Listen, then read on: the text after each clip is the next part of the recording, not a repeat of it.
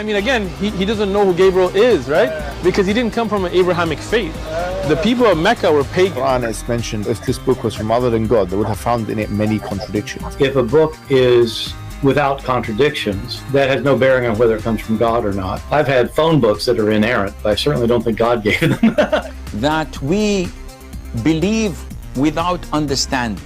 The brother asked a very important question, that most of the scholars say that listening to music, watching movies, and most of the television programs, they're haram. So how can we have fun? Let me tell you, brother, at the outset, that having fun is permitted in Islam as long as the fun is halal fun. That the standard narrative has holes in it. The Prophet tells us because Satan or the devil sleeps over our nostrils. Those who oversleep and not pray Fajr on time, Satan urinates in their ears. I really do think Jesus was crucified and that he really was dead and buried. He thought that he was a son of God in the sense that he was specially chosen by God. I think Jesus really did think he was going to be the Messiah, the future king of Israel. I mean, that is, after all, why they crucified him.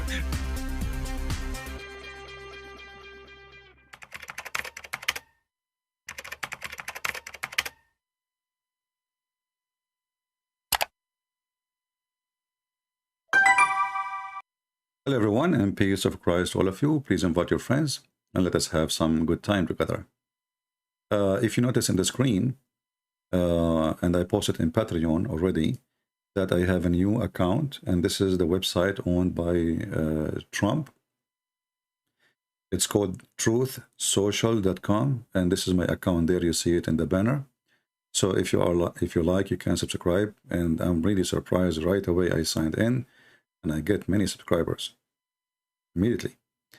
So if you like to join us, and this is like another backup, like in case we lost a channel, you want to know where Christian Prince is gone, you know, let us see how how the truth will be protected in Trump website. We assume that is going to be, as they promised to be, a place, a refuge for the conservative to say their mind.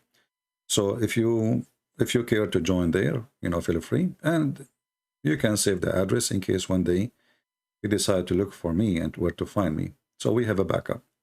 So again, the screen showing you the address, and actually I have the link underneath of this video in the info. You can click and join and subscribe.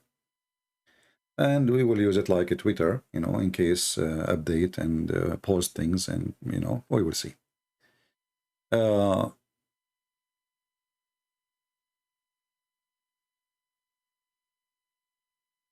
It's only for US. Well, it's okay. I mean, better than nothing.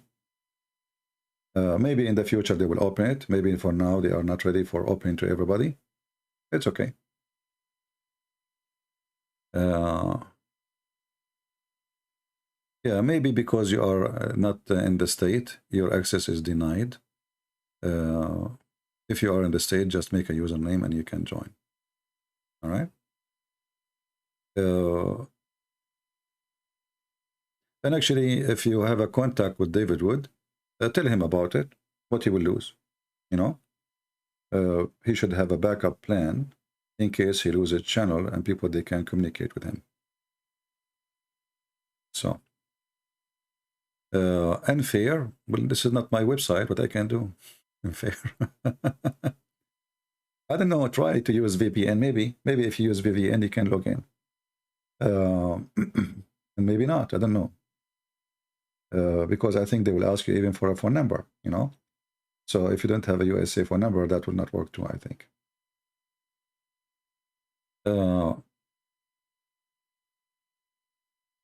Guys, don't make a drama about it. It's just a way for a backup in case, So those who live in the USA, if this is only for USA for now, they can tell you, maybe if you live in Europe, you can have access. I don't know. Like, what about people in Europe? They can have access or not? I'm not sure. Try. It's just a way of backup, nothing more, nothing less. Okay.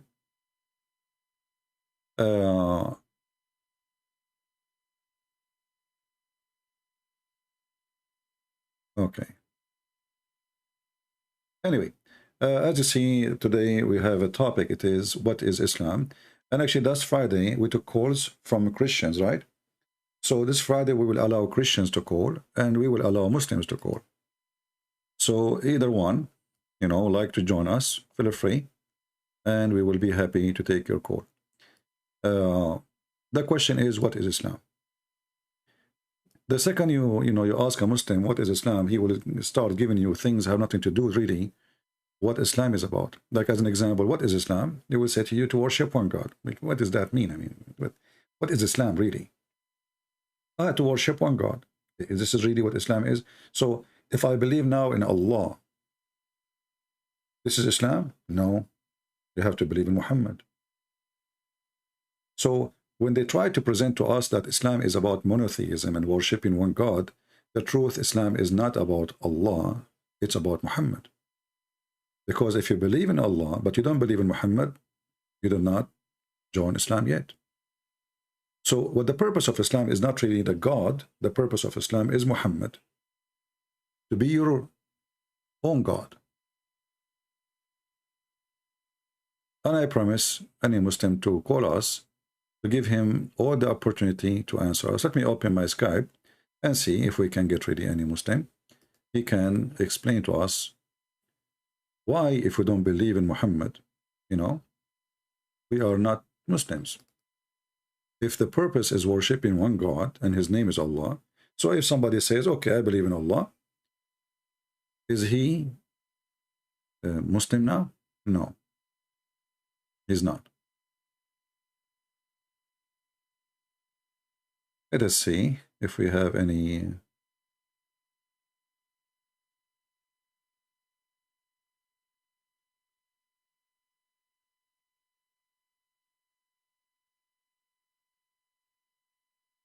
I am a Christian. Can I call? All right. But this is from yesterday, maybe, or the day before. If you are interested to call us, you are a Christian or a Muslim, feel free. You can text me first. Don't call right away, because you cannot actually, unless I text you. Okay, I have a serious problem that I need to talk about. Okay.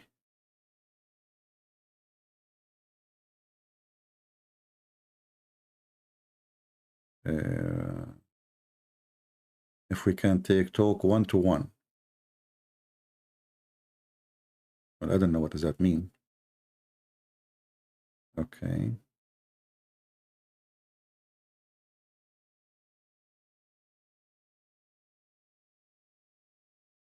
Somebody says to me, Christian Prince, you're a liar. Go to Fifi and see how he responds and beat you easy.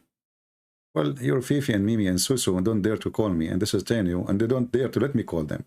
This is telling you who can beat who. That is a good one.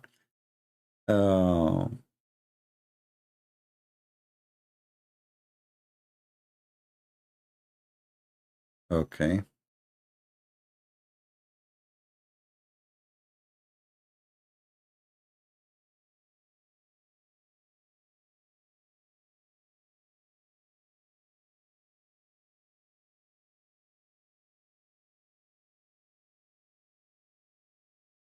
Let us see.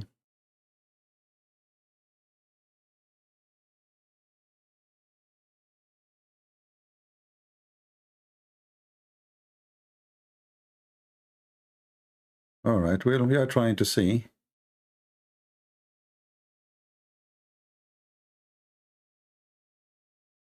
if we have something worth it.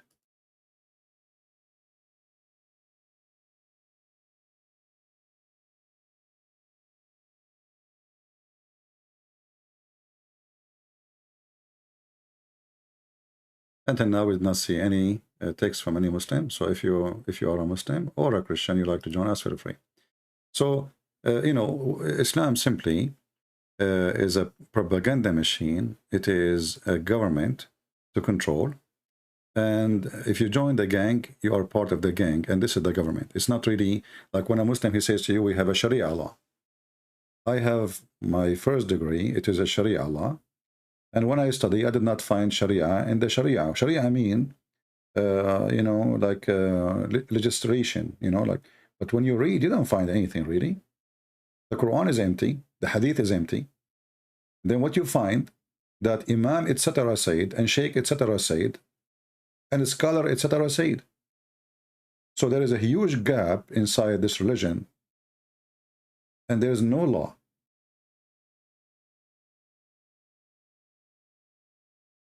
Everything in this religion is not really coming from their God. You know, when a Muslim, he says to you, Islam is a complete system. And then when we check the Quran, we find that the Muslim, they don't follow the Quran. They follow the Hadith. Even the Hadith, when it's contradict the Quran, they take the Hadith against the Quran, which is very weird, because the Quran supposedly is the book of their God, not the Hadith. Muhammad is not the God. And what is the guarantee that Muhammad even said that? And the Muslim, they say the only preserved book is the Quran. So the Hadith is not. So why you follow the Hadith then? And the reason they follow the Hadith, because the Quran is an empty book. How we can prove it? Very easy. If any Muslim would like to try to join us and, you know, show us if we are wrong.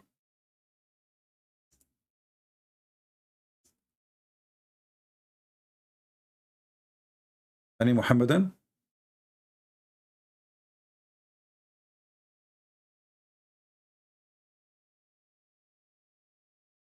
Can I join live debate in Skype? What does that mean?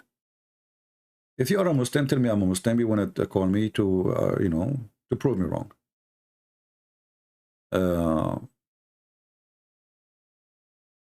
Any Muhammadan would like to call us and tell us what Islam is? Let me do this, just to help you, to show you that Muslims themselves, they do not know really what is a religion.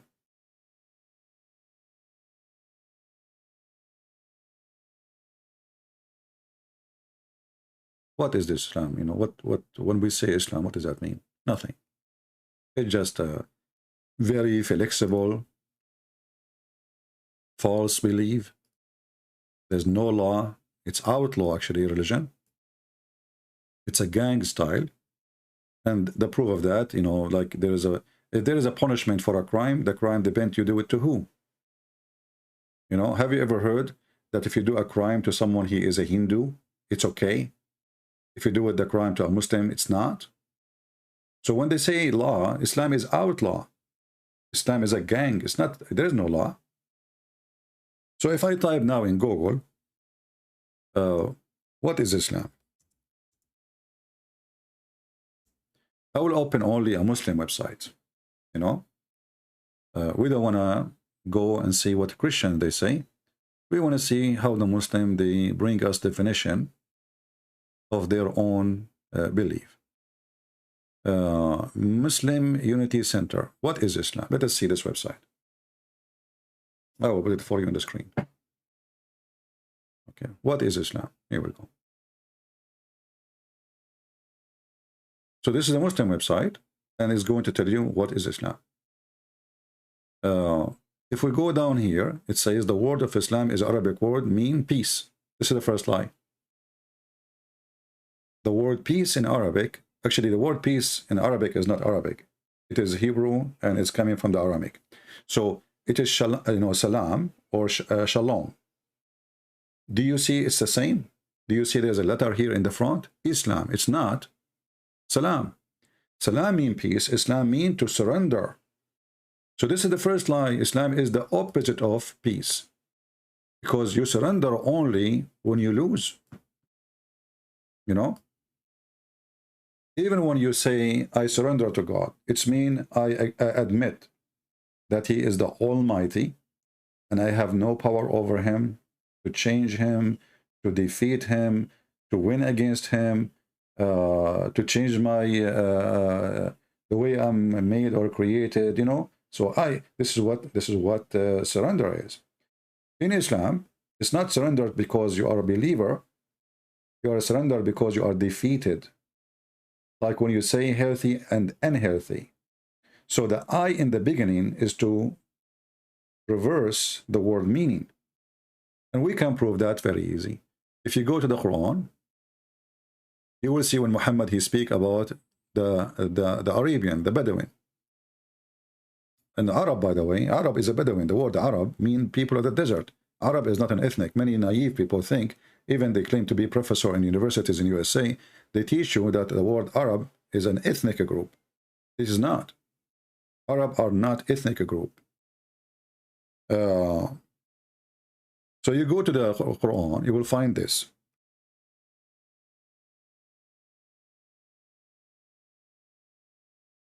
All those verses is about Al-Arab, which mean the Arab, which mean the Bedouin. Even the Muslim translate it as a Bedouin. When the Bedouin, they said to Muhammad, we are Muslims. What they say? They said, Aslamna. What does that mean? We surrender. Have you see it? So you see Christians apologetic, like even our brother David would, when he speak about Islam, he says Islam means submission. That is absolutely wrong. And it's a false statement, but because he don't speak Arabic, so this is a statement of ignorance. So we have surrendered, not we have submitted. And this is translation for the word Aslamna, which means we became Muslims. So when you say Aslamna, you are talking about what? You are talking about somebody, he surrendered. Now, how we know that he surrendered in war? Maybe they mean something else. No. You will see here that those people, they say, we believe. Allah told Muhammad to tell them, say to them, you believe not.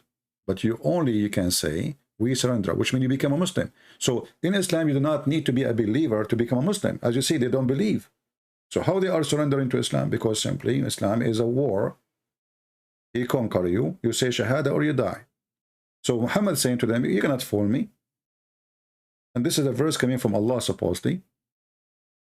You surrender in Islam, but faith never enter your heart.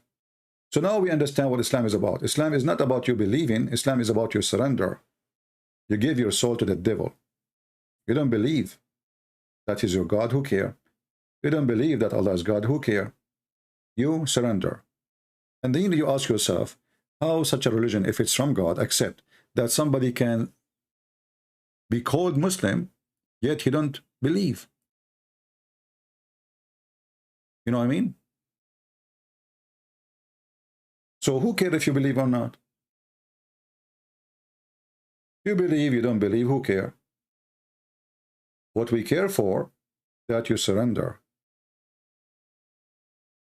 Islam is a gang, and the gang would like to grow. In order to grow, well, we accept everybody. You believe in our gang, you don't believe, who cares? You have to join it. You want to live? Join and fight with us. And now who can prove me wrong?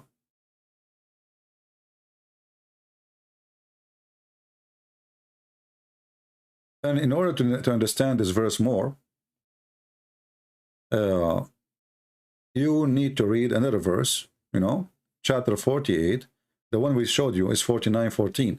If you read chapter 48, verse number 16, Muhammad, he'd been taught by Allah to say to the Bedouin, which means the Arab, who lagged behind when they don't want to join Islam, you shall be called to fight against people giving blah, blah, blah, blah, blah, blah, blah. Okay, either you surrender or we will kill you. Do you see it? The word surrender here is that you become a Muslim. Do you see it? This is chapter 48, verse number 16. So if you surrender, we are coming to fight. You are coming to kill you. If you surrender to us, you are fine. Or we will kill you. Then they surrender, but they are not believers. If you obey Allah, which means obey Muhammad, okay, you are fine.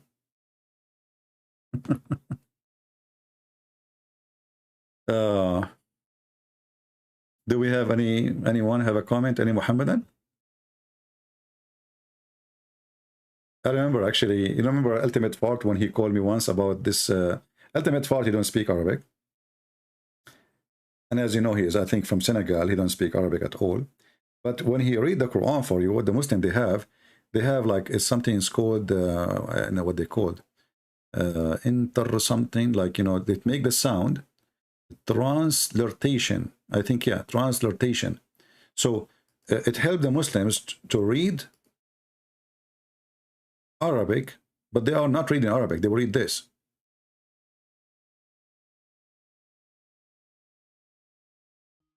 You know? Okay, we have somebody he called before, I guess. Hello? Yes, my friend, you are live on air. Are you Muslim? All right. What do you think about what we are saying? I am saying that you are talking about Islam, that Islam is only surrender. It does not mean that you believe in Allah and His Messenger.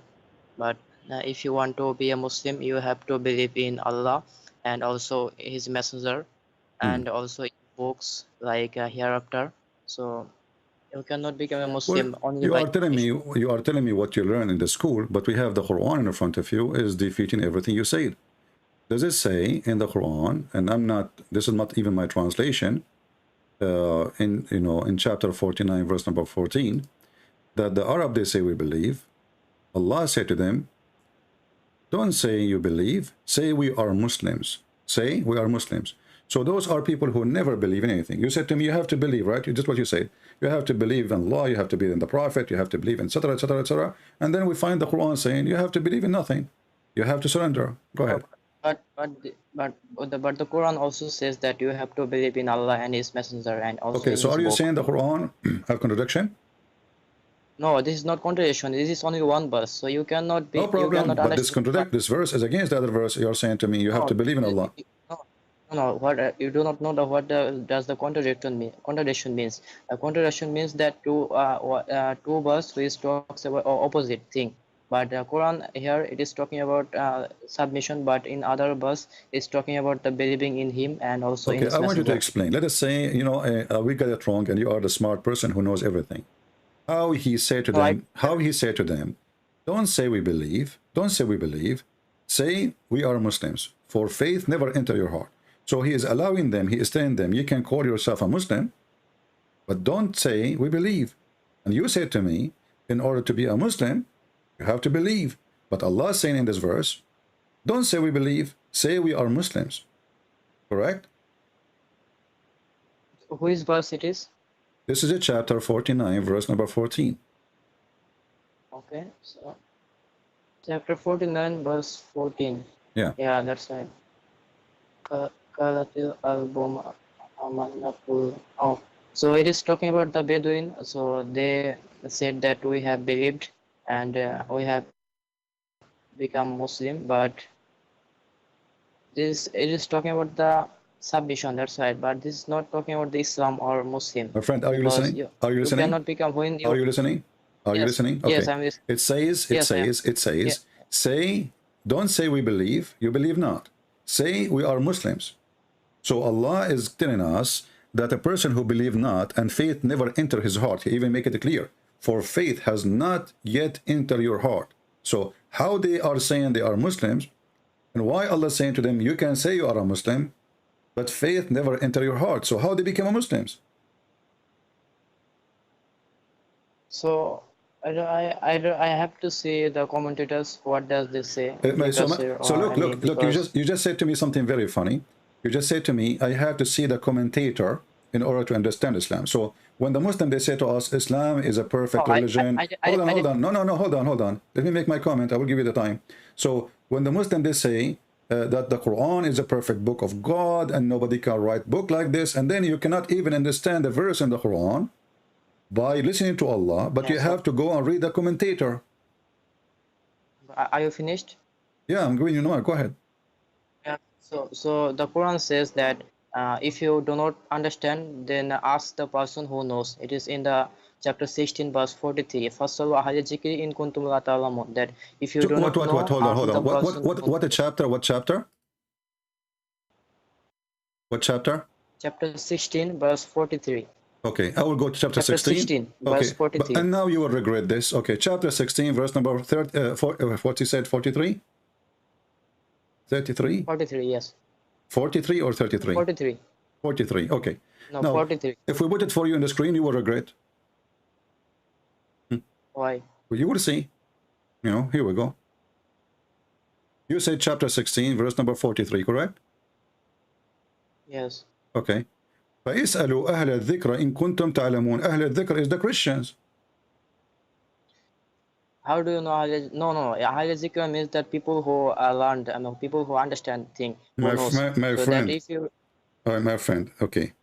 You are the one who said to me that when you understand the Quran, you go and read the commentator, right? no. I said that if you do not understand the Quran, then Quran says the ask the person who knows. So now Exactly. I am. But the Quran here, Yeah. but the Quran here, what is al-dhikr? Al-dhikr, what is the word al-dhikr mean? Zikr means somebody who knows. No, al-dhikr is the name of a book.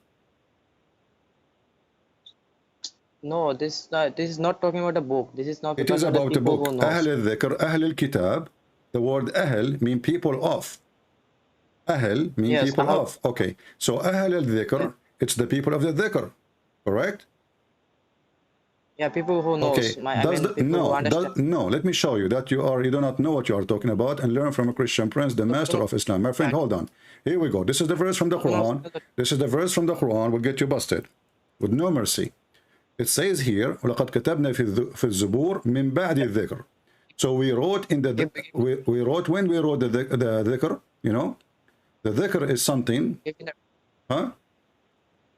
Yeah, give me the reference. Which chapter? Yeah, let me wait for you on the screen. Hold on, give me a second.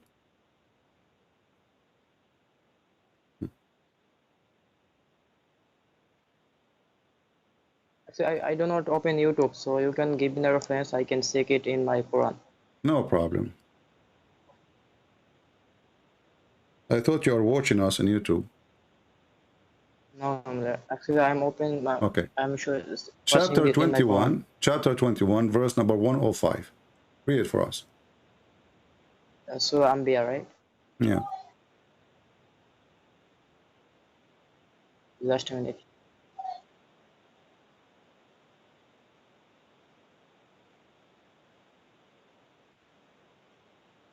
So it says that, and we have already written the book of. It is talking about the book of Psalms. I mean, the Zabur, which was given to David after the previous mention that. What is the previous mention? Of paradise what is the previous mention? Yeah. What is the book? It's the book, the Zabur, which was given to Okay. David. Zabur came after a dhikr, correct? After the mention that the land. No, read it. Here we go. This is a dhikr in the front of your eyes. وَلَقَدْ كَتَبْنَا فِي الزُّبُورِ مِنْ بَعْدِ الذِّكْرِ. So this is a book written after the book before it, which is a dhikr. So when you say to me, ask the people of the dhikr, you are talking about what? Even, you know, Muslim says here, the Torah. Yeah, so now this is the zikr. So the verse you gave me, is saying that if you want to understand Allah or understand the Quran, go ask Jack Shalom, a Jewish guy. Oh, it doesn't say Jewish guy. So it says a dhikr, the people who have the book even before the book of Psalm. Correct? The book of Psalms. The Muslims had the book of Psalms. So book of Psalms. No, you don't have it. No, you don't have it. Yeah, we do not have it. Okay, but no problem. But it says go and ask the people of the people of what? The people of this book. Yeah. Okay. Yeah, so a dhikr is not the scholar of Islam, is the scholars of the Christians and the Jews.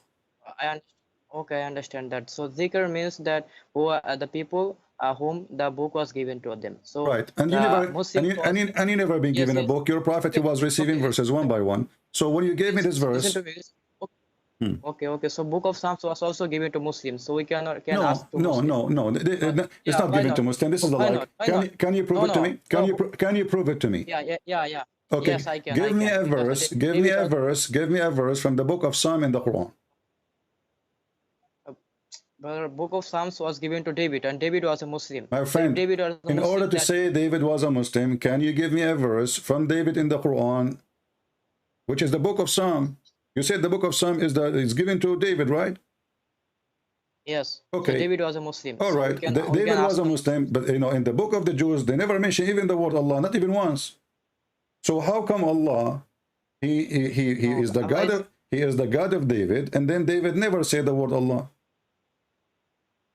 Because Allah is Arabic word, and David did not speak in Arabic. He speak in maybe. So Allah, he changed his name, depend in the language, correct?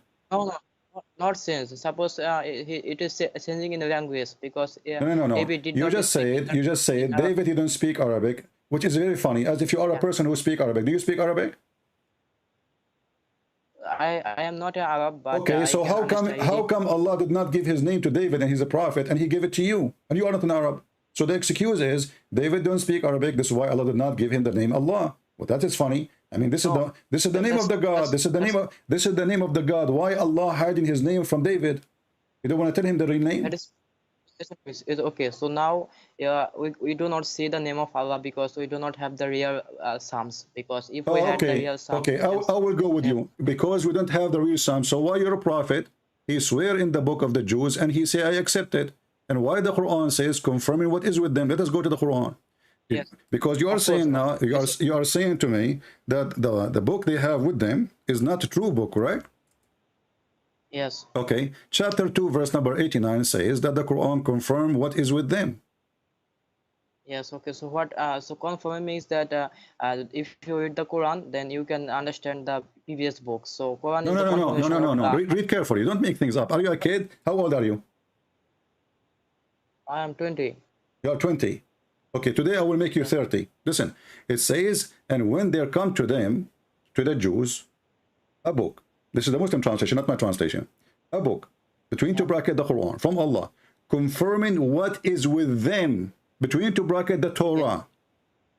And then the Injil, right. and the Injil and the Gospel. So the Quran confirmed that our book in the time of Muhammad never changed. So why Muslim they lie and they say it's changed when the Quran says it's confirming? Actually, the word in Arabic musaddiqun does not mean confirm only. It's mean believing. No. Musaddiq also it is means Abu Bakr as-Siddiq. What does that mean? Abu Bakr the believer. Don't lie. You can go to the dictionary. Musaddiq mean believer. Yeah, it can also mean confirming. Yeah, it depends. Yeah. So look here what happened. You says to me that we don't have the original book of David, but the Quran saying to the Jews, all the book you have, all the books, even including the Injil, is believed in, it is trustworthy, it is from God, and whoever says that, he's a liar. Let me explain to that. Okay. So now Quran is saying that Quran is the confirmation of the book of Psalms or Injil and the Torah. So if those books were in right form, then you do not need to confirm that because they are not in the correct form. That's why Quran came to confirm that. So I don't understand the word. I don't understand a word of what you are saying. You are running like a kid from a corner to a corner. How you can confirm a book if the book is not true? He is talking to them in his time. The Jews in front of him. It says, "Musaddiqan lima ma'ahum." Not it was with them. What they have with them now. Lima ma'ahum. Yeah, that's right. Yes, that's right. So now, why do you need to confirm that? Because if those books were in right forms, that you do not need to confirm that because it was not in right form. That's why Quran came to confirm that. So it is not because they are not correct. The Quran confirm it's correct. Yes. So if you read the Quran, you can understand the gospel. Hold on. If the Bible is not correct, the Quran says it's correct, and you are saying to me because they are not correct, these verses exist. Oh, okay. Quran doesn't say the Bible is correct. Quran never said that. Quran it's in front of you. It says believing in what is between their hands. Between their hands. I can show you even more verses, huh? It's confirming. Yeah. Confirming what? What is confirming? Confirming what is with them, right? What is with them? Is the Torah and the Gospel. That's right. So if okay, so confirming what is with them. So do they have corrupt book and you are confirming it with them, or they have a correct book and you are confirming it because it's true book? That's right. So, okay, let me explain that to you. If you read the Quran, then you are confirming the books of Jesus and David. So if those books were not in correct form, that's why Quran came to confirm that. So that is the most funny answer ever. I mean, my friend, you do not need to say the book with you is true, and this is why the Quran came. That is stupid. We do not need your book. We have our book already. We do not need Muhammad. We don't believe in Muhammad. So this is the most stupid argument. In the same time, Yeah, if the book with them is a stupid, bad book, you don't say to them, I confirm the book with you. You say to them, your book is false. Yeah, that's it. Because you think that you have the right book. That's why Quran says that Our if friend, you you read the keep Quran, saying you you can think when the confirm. Quran saying I have the right book. Okay, let me ask you. I just showed you the verse before you mentioned that you asked the people of the dhikr, and I showed you the dhikr is the people of who came before Muhammad. So you have to ask us, when Muhammad he was in doubt about his religion, did the Quran says to him, go and ask the Christians? Yes, it says in the chapter 10, verse 94. Exactly. So how ask the Christian if the Christians they don't have a good book and they are fabricators and they are liars? So why Muhammad himself was ordered to cancel the Christians if he have a doubt, if there are people who don't have a book? Yes. Okay. Listen. Okay. Let me explain that to you. Okay. Explain So to me. now Okay. Quran Okay. says that if. Okay. So Quran says in chapter 10 verse 94, I think in Surah Yunus, that if you do not understand, then read the previous books. So it is saying that when Quran talks about the Jesus and Moses, so the people of Arab, Okay, they okay, did not understand. hold on. Where you get this information from? No, you see here we do a fact check. When you say something, we have to do fact check. Where in the verse says if you don't understand about Jesus, if you don't understand about and why Muhammad you don't understand about Jesus? I mean, okay, hold on. You see how stupid what you said? You just destroyed your religion. The Quran says to Muhammad, if you don't understand about Jesus, and just what you said, you go and ask the Christians. So the Quran never told the truth about Jesus then, because the Quran is not a sufficient book for Muhammad to learn about Jesus. So go and ask the Christians. That's what you just said. Go ahead. Okay, let me explain that to you. Okay, so now it is not talking about only Muhammad. It also talks about the people of the Arab. No, it's so talking only about Muhammad. Okay, so let me explain that to you. Okay. No, don't explain to me. Don't lie. When you lie here, I will grab you from your tail. You said this is not only about Muhammad. You are a liar. It says if you are in doubt, and this is for individual. In kunta fi shakkin, this is for individual, a person, and this is about Muhammad. You can open the interpretation. Why you are lying? Yes. So now Quran is what do you mean yes? What do you mean by saying yes? What do you mean by saying yes? I just accusing you of lying, and you said yes. Why you are lying, saying this is not about Muhammad? I didn't say that it is not about Muhammad. You said this is not only about Muhammad. This is about everybody. You are a liar then. So if you have a doubt, and look what you did now, you make it even more horrible. So now all of you have an obligation. If you have a doubt about Muhammad, about Allah, you have to come to Christian Prince, because you say this is about everybody. No, it is talking about that the Muslim Quran is for Let us all go of the back to Muslims. zero. Let us go back to zero. In kunta fi shakkin, if you are in doubt, talking to who? If you are in doubt, ask the person who knows, who is knowledgeable. This is not the question. You talking to who? When it says the Quran, if you are in doubt, talking to who? To Muhammad, to you, to everybody, to who? Yes. To who? Yes, Allah is talking to Muhammad, peace be upon him. Okay, why you said to me this is not only for Muhammad then? Okay, so now because Quran was not only for Muhammad, this is stupid of you to say, because this verse was given to Muhammad, asking Muhammad himself, not asking you. Yes. So why you lie and say this is for everybody? Yes. So now when Quran what do you mean by saying yes, my friend? You are talking to Christian Prince. You don't say yes, you have to explain. Why you say this is for everybody when it's for Muhammad? Okay, so let me explain that to you. Okay, so now don't explain. You just answered already. You said this is only for Muhammad. Before, after I got you busted, no, you just said that. You said this verse was given only to Muhammad. Let us go back to zero. Here we go. You see how many times you got yourself busted in less than 60 seconds?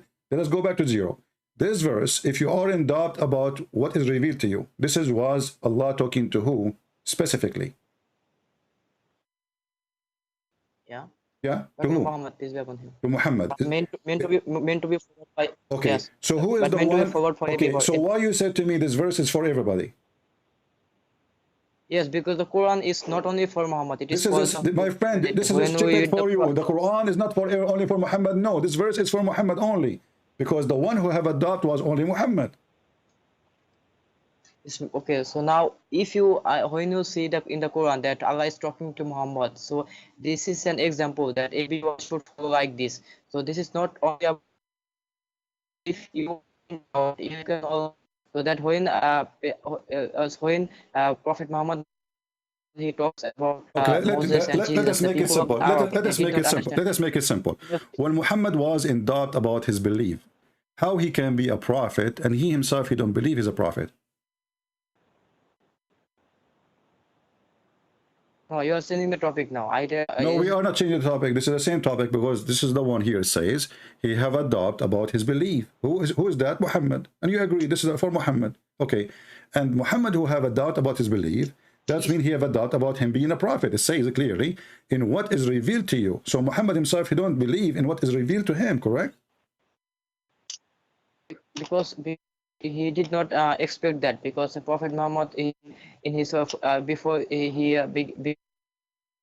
understand that he is going to be a prophet, he did not know that. So when this verse was revealed to him, the Allah is saying that if you have any problem, if you are in doubt, you can ask the person before you. So because they know that this Jesus and Moses, this is people also knew about this. So Okay, this is Allah is talking I'm going about. to ask you a very simple question. You said because Muhammad now is not sure, he wasn't expected to be prophet, and suddenly he was high.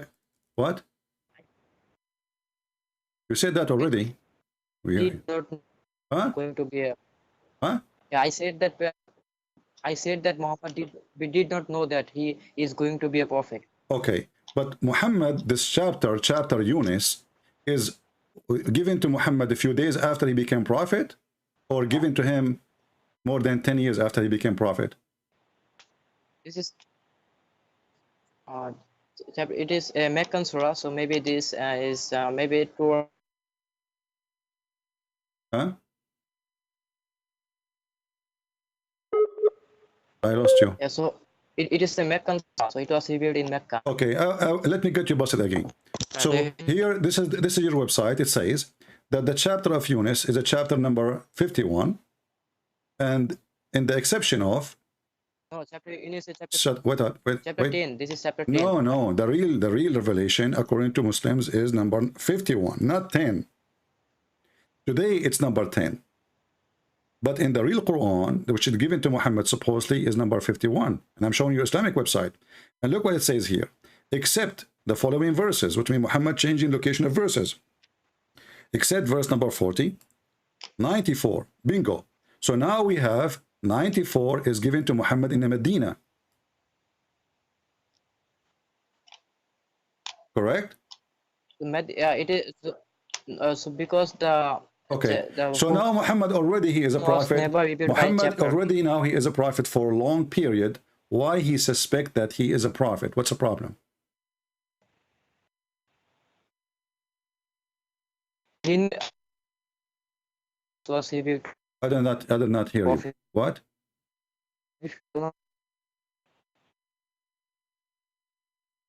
Yeah, your voice is cutting. If you are opening too many applications, you need to close them so I can hear you. But yeah, I can understand. I can hear you clearly. Okay, so why Muhammad? What is the problem? Now already, this is not the first chapter Muhammad received. This is not the second one. This is not the third one. This is not the fourth one. Already he is a prophet from long time. So why now he have a doubt about his belief? What happened? So because the Prophet Muhammad, he did not have the knowledge of everything, because he is prophet, he is not God. So when Allah says that if you are in doubt, what does have to do with being God? Okay, Moses is not God. Abraham is not God. Yes. All the prophets are not God. No problem. So why they were not confused? Why? No, Jesus, you're God, and we can prove it to you. Don't go there. For now, let us finish this one. Hold on. How can you prove to me that? I can prove to you that, but let's finish. Let us see. Okay, let us see. Let us make a very simple question. The question here in front of us about Muhammad have a doubt, proving to us that Muhammad is mentally ill. Because how he is a prophet of God, how he been squeezed by the angel, how the angel came to him many times, hundreds of times already, how Allah revealed to him tons of verses, how the Muslim, they say the Quran, if you send it down in a mountain, the mountain will go down because it's an amazing book. How come all of those things did not even convince Muhammad himself that he's a prophet? This is not about, so you understand, so when Allah says that if you have any doubt, it is not talking about his belief. Okay, so you are saying to me, so you are saying to me that Allah, when he say if, doesn't mean Muhammad he have adopt. He is saying to him, if. No, I didn't say that. I say that if you have doubt about what I am revealing to you, that means if you do not understand things, that's why he's saying that you can. How stupid your statement is that you are saying that if you don't understand things, you go to the Christians who have wrong understanding. Isn't it the Christian they worship Jesus as God? So you are saying to me that your God says to Muhammad, if you don't understand things, go to Christian friends, because he have the correct understanding. No, because let me explain that to you. Why? Because if you read the context of that verse, before this verse, Allah is talking about the Moses and the Pharaoh. So when it was revealed to Muhammad, he did not understand these things. That's why Allah said to him that you can ask the Christians. They can see. They can also confirm. My friend, that how you can ask the Christians if the verse before it says that the Christians they have and those people they are fighting over each other about what is right, what's wrong. And why he's asking them to go? But he's asking him to go and ask them if they are wrong. Then this is a stupid thing to say. You don't ask somebody. Look, listen. Somebody taking drugs. And somebody asking me how to be healthy. And then I say to you, well, go ask the guy who takes drugs. Ask him how to be healthy. That's stupid. No, this is not talking about the learning. Listen to me, okay? Allah is not saying that you can learn from Christians. Allah is saying that if you... No, it says that. It says go, if you are in doubt, ask those. When you say ask... Yeah, that's okay, right. Yeah. You ask for what? When you ask about what? That means you have a lack of knowledge, right? And you are the one who says to me, Muhammad is just a prophet. He's not God. He does not know everything. And so when he asks to know. Why you are lying to yourself? Yeah. You just said that already. So when he asks to know. He asks to learn, correct? Yeah. Okay. So listen to me. Okay, listen to me. Okay. Now, so when Allah talks about Moses and Jesus and Pharaoh, so Prophet Muhammad, when he was not a prophet, so he did not know about them. So that's why he said that if you ask those, you can confirm that it is right that Prophet Moses and Pharaoh and Jesus they came. Thank you very much. So now, if we want to confirm the truth, we have to go and ask the Jews and the Christians, or they have the truth. So your prophet is a liar. And look, let me ask you now. As long as you made it clear for us. You just said that. You said Muhammad, he do not know the Pharaoh, and Muhammad do not know about Moses. Muhammad, so go ask the Christian and the Jews. But if they are lying then how we cannot go and ask them? So you confirm again that the Christian and the Jews, they are the one to consult and they are the one who share the truth. Let me ask you, did your prophet try to commit suicide? Now you are saying the topic. I know this is. No, I'm not, because this is the reason for it. Muhammad, he is a crazy man. He is not a prophet. He was imagining things happening to him, and this is why he tried to commit suicide. This verse is not coming from Allah. This verse is coming from Muhammad. He's trying to explain why he's stupid, why he do not know, why he's ignorant. So he says, "Oh, Allah told me go and ask the Christian and the Jews," because he want to explain to the people around him why each time he have a problem, he go and ask the Christian and the Jews, because he himself he have no knowledge, and you agree with that. So let me ask you again: when Muhammad he tried to commit suicide, is that because he is mentally ill or because he is smart? Okay, so I can ask the same question that was Jesus tempted by Shaitan? You can also can you answer that? Why Jesus was tempted by Shaitan? Shaitan he failed. Shaitan he tried, but Jesus he won. Yeah. Your prophet he lost, because listen. Even your Quran says Jesus is holy, which means Shaitan cannot hurt him. He cannot touch him. Even your prophet he says everyone when he is born, Shaitan touch him. Except Mary and her son Jesus. So Jesus have an ultimate protection from Shaitan, and Shaitan cannot affect him.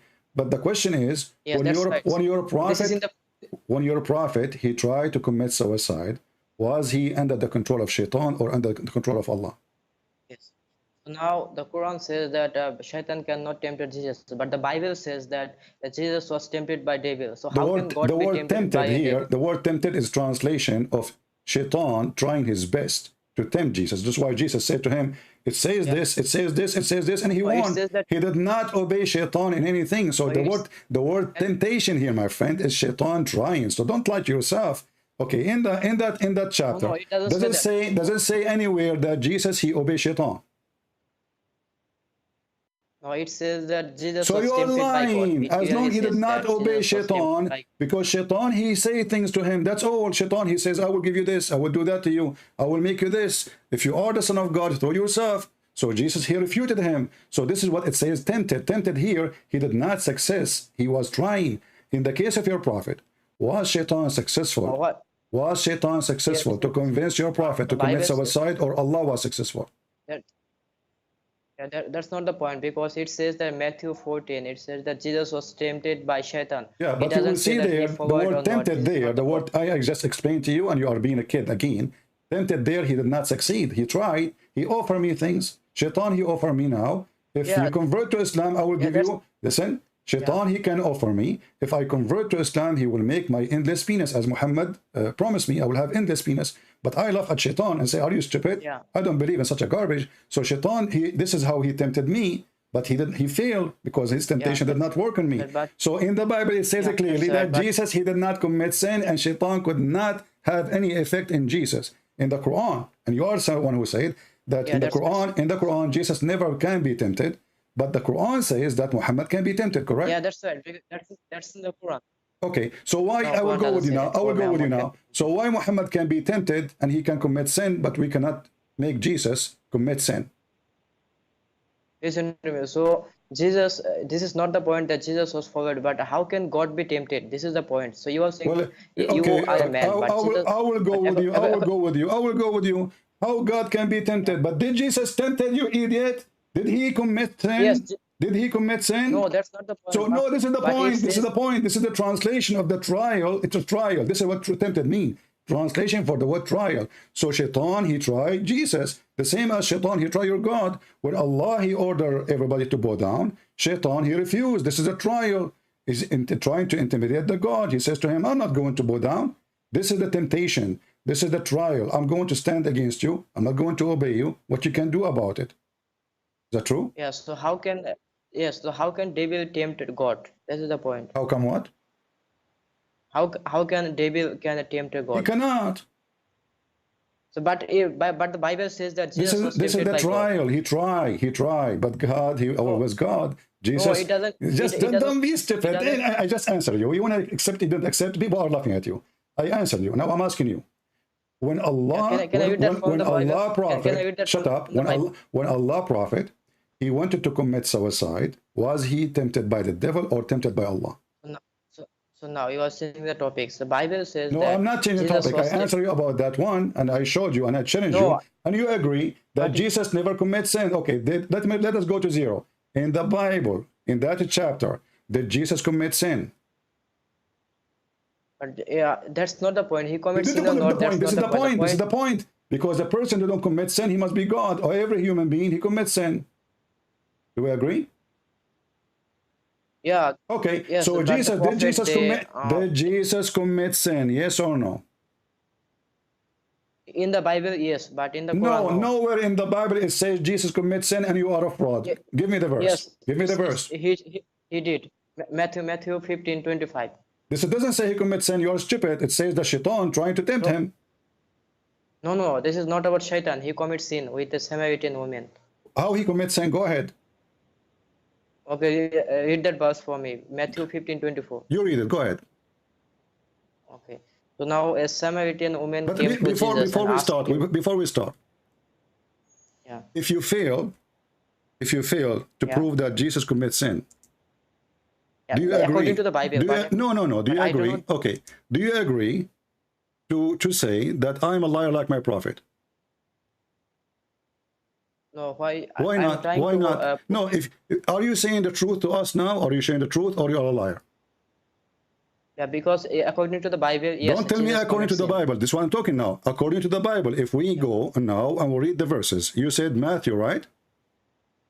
Yes, Matthew 15:25. Okay, so if we go now to Matthew 15:25, and we did not see that Jesus commit any sin, are you going to agree, announce yourself as a liar? But so first we can understand that, but then we can. No. I want you to promise me. If nowhere in that verse says that Jesus commits sin, do you promise me as a man?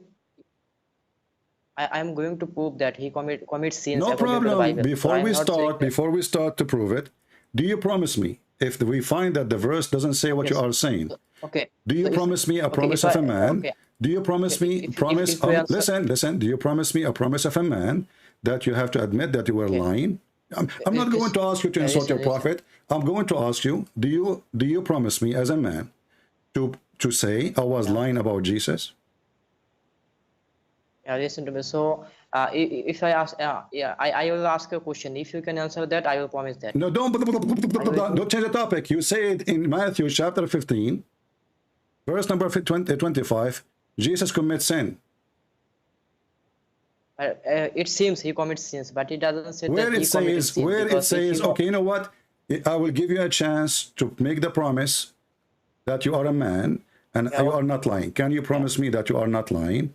And you promise me, So now- if we get you busted and we go to the verse and we read it, and the verse doesn't say a single word of what you are saying, do you promise me to agree that you are a Muslim and by profession you are a liar? Now, what I understood, you are afraid of your Bible. That's why you are The trying one to, is afraid is you, evade you my dummy. question. Okay, read the verse for us so everybody will laugh at you. Go ahead. Okay.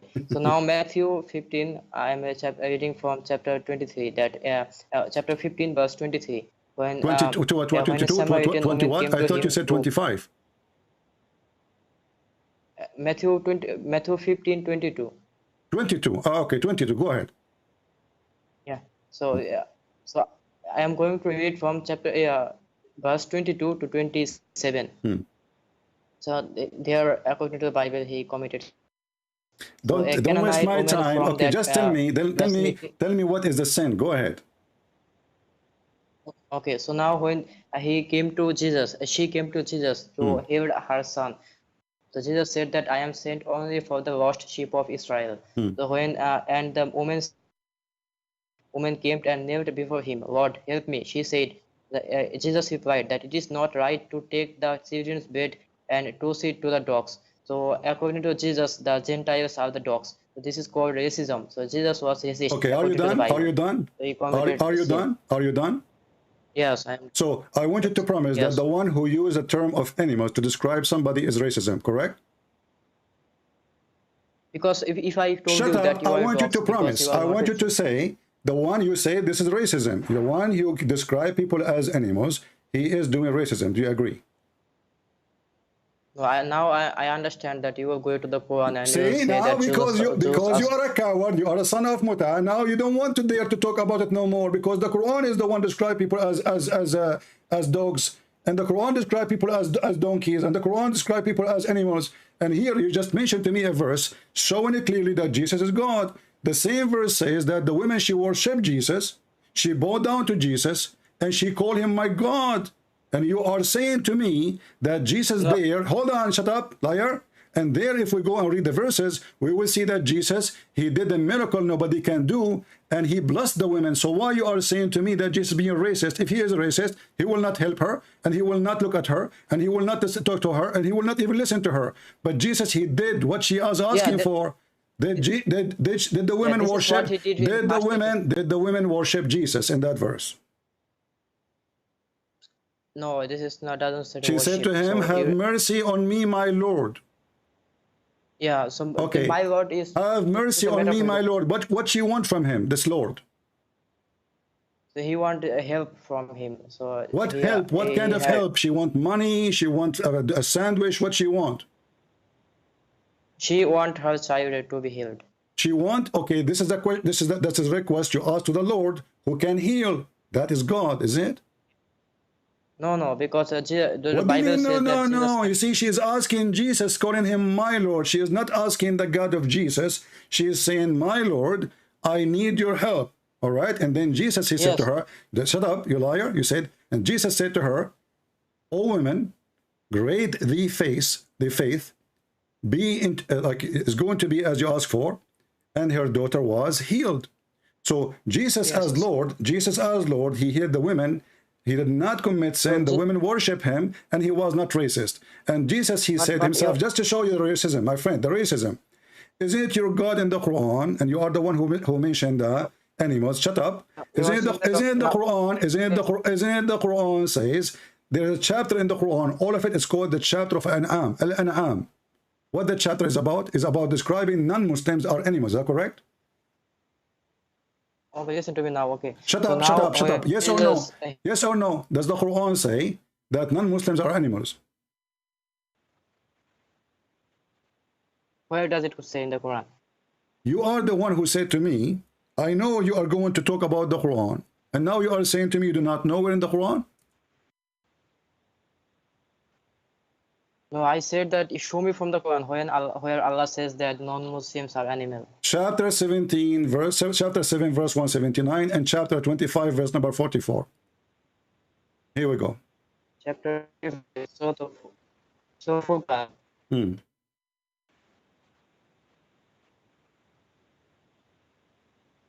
Chapter 25, 44. So it says that, or do you think the most here or are not rather they are more astray in a way. This is talking about that they do not hear because they can see the signs. This is not the question. Are they the same? Are they the same as animals? No, it doesn't say that they are animals. It says that he is giving an example. It says they are just like cattle. It says they are just like cattle.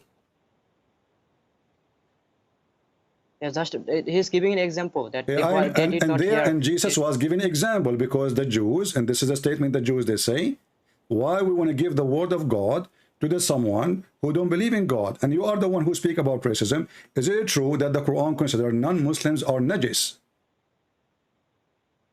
The Quran is giving an example that don't give me example now. Like answer Abdul. Is it true that the Quran considers anyone is not a Muslim, he is najis, correct or no? Najis, what does the najis mean? And now he do not know what the word najis means. Suddenly he do not know. Are you telling me that you do not know and you never heard the word najis before? No, I think I do. I think I know. You are like najis. A duck now. So explain to me why the Quran saying the one who is not a Muslim is a najis, and what najis mean? Don't tell me I never heard of it. People are laughing at you. What najis mean? I do not know. That's you are a liar. Swear by Allah you do not know. Yes, I do not know. Swear by Allah. Swear by Allah. Yes. Yes. You swear by Allah you do not know? Yes, I do not know. Okay, make a full statement. Say, I swear by Allah, I do not know what the word najis mean. Why should I say that? Because see, you are lying then. You are doing taqiyya. You are not going to swear. A second ago you said I swear. But now you don't want to give a false sentence because in your heart, the Quran allow you to take an oath, false oath. What's the problem? You can even take a false oath because you are following shaitan. Isn't it the Quran says that Allah will not take you accountable for your false oath? The Quran says that. So take a false oath, no problem. I'm asking you for the last time. Can you swear by Allah that you never heard, you never know what the word najis mean? I'm not going to say that because... Why not? You said already you never heard of it before. Already you said that. You coward liar. Because already, I do not... already you said, already everybody heard you. You said, I never heard of it. I do not know what it means. What does that mean? And then you said to me, yes, okay, yes, I swear. But you did. When I asked you to make a full sentence, to say, I swear, I never heard of the word najis, what it means, you refused to take an oath. That means you are a liar. Admit that you are a liar like your prophet. Admit. Why should I make an... Why should I make a oath? Because this is not a requirement. Did you see how your voice changed so fast? Listen, I'm asking you, you said, everybody heard you, that you never heard what the word najis mean. You do not know what it means. You never heard of it before. I want you to say an oath.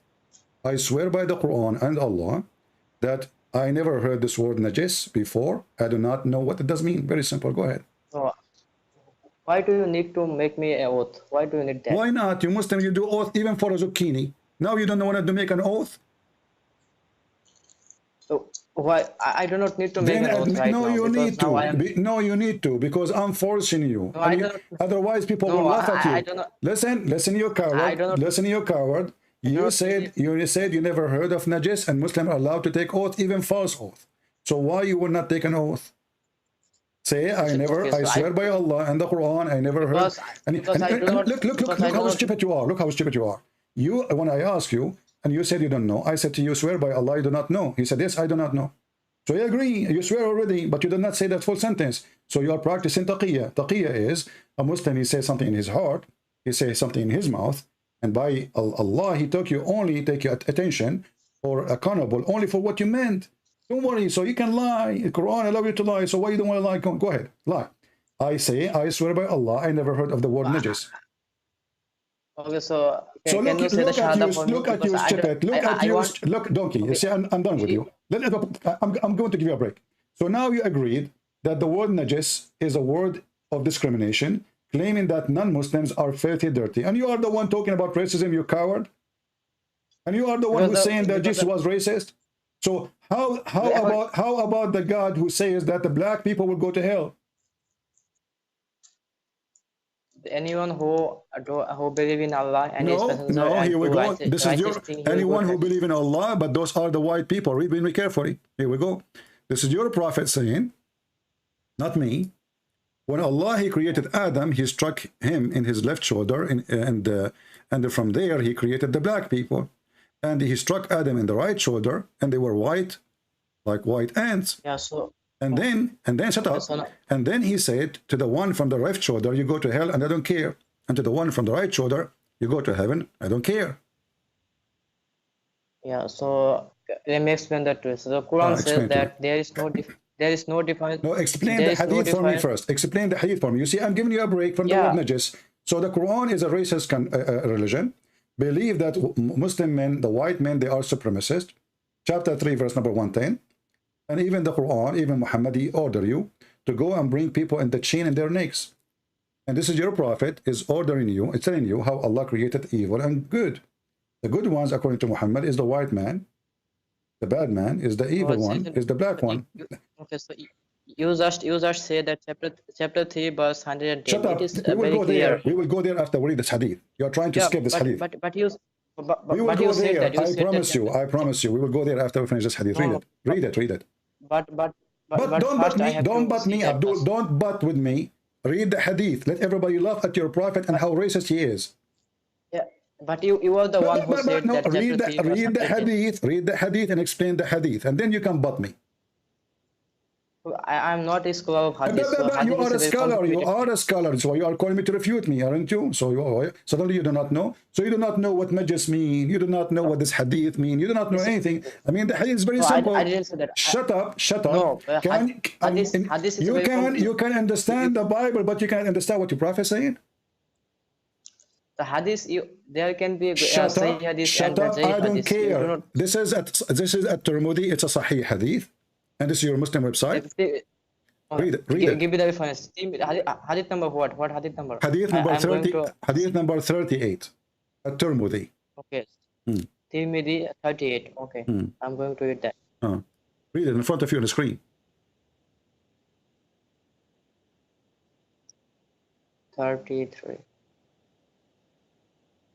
Yeah. So Ubay bint Muabbis ibn Afra'a. Is it that hadith? Read it in the screen. Read it. It says, Allah Messenger, peace be upon him, said. I understood, but this is a Hasan hadith. I just see that. It's a Hasan. Hasan mean good. Yeah.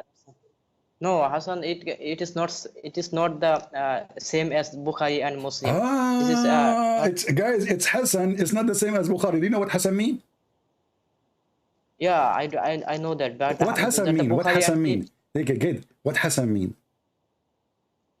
Hasan means that a hadith that is said by only one. What Hasan mean? The word Hasan. Stop being stupid. With only one. Hasan mean one. Only one. He said it. That's what Hasan mean. You stupid. No. Abdul, listen. Not. What the word Hasan mean? Isn't it your father, your prophet himself? His grandson. His name is Hasan. Yeah, that's right. Yes. Okay, what Hasan mean? Hasan. I do not know Hasan. You stupid, you do not know. Mean good. It mean good, correct? I said that Hasan hadith is not. It mean good. It's not same as Bukhari. Hasan mean good. So shut up. So your prophet, he said that it's Hasan, it's good. So your prophet is very filthy racist. Now we go. You said, I will give you escape. You said chapter 3, verse 110. Does it chapter 3, verse 110 says that the Muslims are the best of mankind? Yeah, no, it says that because you follow what is good and forbid what is bad, that's why you are good. So anyone who follow what is good and what is bad, Okay. then he is good. So the Muslim, they follow what is good, and the good is to consider that black people will go to hell. This is the good of Islam, right? No, no, that's not good. The good is that Okay, you follow what is Allah and good, His that Messenger. you call a Christian and non-Muslims najis. This is good, right? How do you know this is good? Because Allah is giving an example. He's You are the not one who saying said that to they me, are you not are just. the one who said to me, we follow what Islam teach, and the word Islam teach that non-Muslims are filthy najis. Correct? Yeah, so but Okay. So but the Bible if you also, see but if the you see Bible someone also, if you yes. see someone is a Hindu, what you call him in Islam, you call him najis. Is that correct? Yeah, so Okay. why do you have any What problem? najis mean? When What Quran says najis? that, What najis mean? listen to me, okay? So now the Shut Bible up. also What teaches najis mean? You agreed yes, that when you see a Hindu person, you say to him, you are najis. What najis mean? but when you see a Gentile, you can also This is call not the him question. dog. When you see a Hindu, What when you about see that? shut up. When you see a Hindu person, you say to him, you are najis. What najis mean?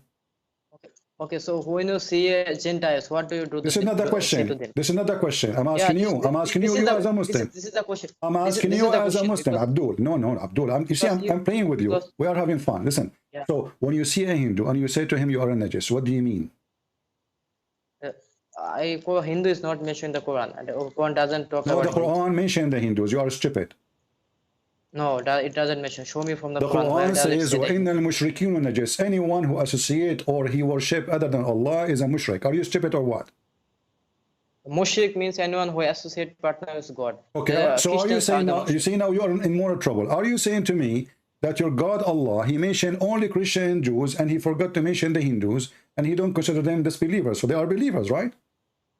And listen to me. So the Quran mentioned Jews and the Christians by name. He I'm did asking not you, mention I'm asking Hindus you. by When the name. Quran says that the mushrikeen are najis, that means Hindus, they can go to Mecca, according to you. Can they? No, they cannot. Why they cannot? Because the Quran says that they cannot come to Where it says that? Mecca Where it says that in the Quran? That the Hindus, they cannot go to the Quran, to Mecca. any unholy people, they cannot go to heaven. Where Mecca. it says in the Quran, that the Hindus cannot go to Mecca. I told you that the word Hindu does not mention This is another the Quran. question. You just said to me in the Quran says they cannot go. You just said that. I asked you about the Hindus. You said to me in the Quran it says no, they cannot go to Mecca. I'm asking you where in the Quran it says Hindus cannot go to Mecca.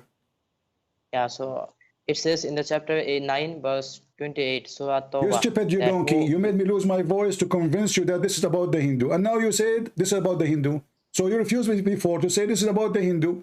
And now you are the one who chose to me the same verse you are talking about to prove this is about the Hindus. Are you donkey or what? So I said that the word Hindu is not mentioned in the Quran. Stupid, no. I said to you that the Quran says those who don't believe in the mushrikeen, they are including the Hindu. You said no, only the Christian and the Jews. No, I didn't say that. I said that the Abdul, word Hindu but is you are not a mentioned in the potato Quran. and we are laughing. But anyway, I will continue because we need fun. So listen carefully. I will go back to zero. When your prophet, he tried to commit suicide, did he try to commit suicide because he's mental or because he's smart? Or he was controlled by Shaitan? You are against changing the topic. So I said that I am not the one who changed the topic. It's you who changed the topic. You went to the Bible, I went with you. You went to the Bible, I went with you, and we got you busted. And now I'm asking you. But you always. I'm asking you. You always and you agree. And you agree that the Quran says it clearly that Jesus is holy and Muhammad is a sinner. Correct? No, Quran doesn't say Muhammad is a sinner. Doesn't say Muhammad is a sinner. Are you sure? Yes, Quran doesn't say Muhammad is a sinner. Okay, if I show you that, what you will do? I said that I read a verse where it says that Muhammad was told to repent. Muhammad, but it doesn't say that he. Allah, he asked Muhammad to repent. That means he's a sinner. No, because it doesn't mean that you should. Because Prophet Muhammad commanded that. My friend, you are stupid. If you are stupid, you ask a person to repent only when you do commit sin. You are a donkey. Chapter 48. Read this verse for me. Go ahead. Chapter 48, verse number 2. I'm done with kids.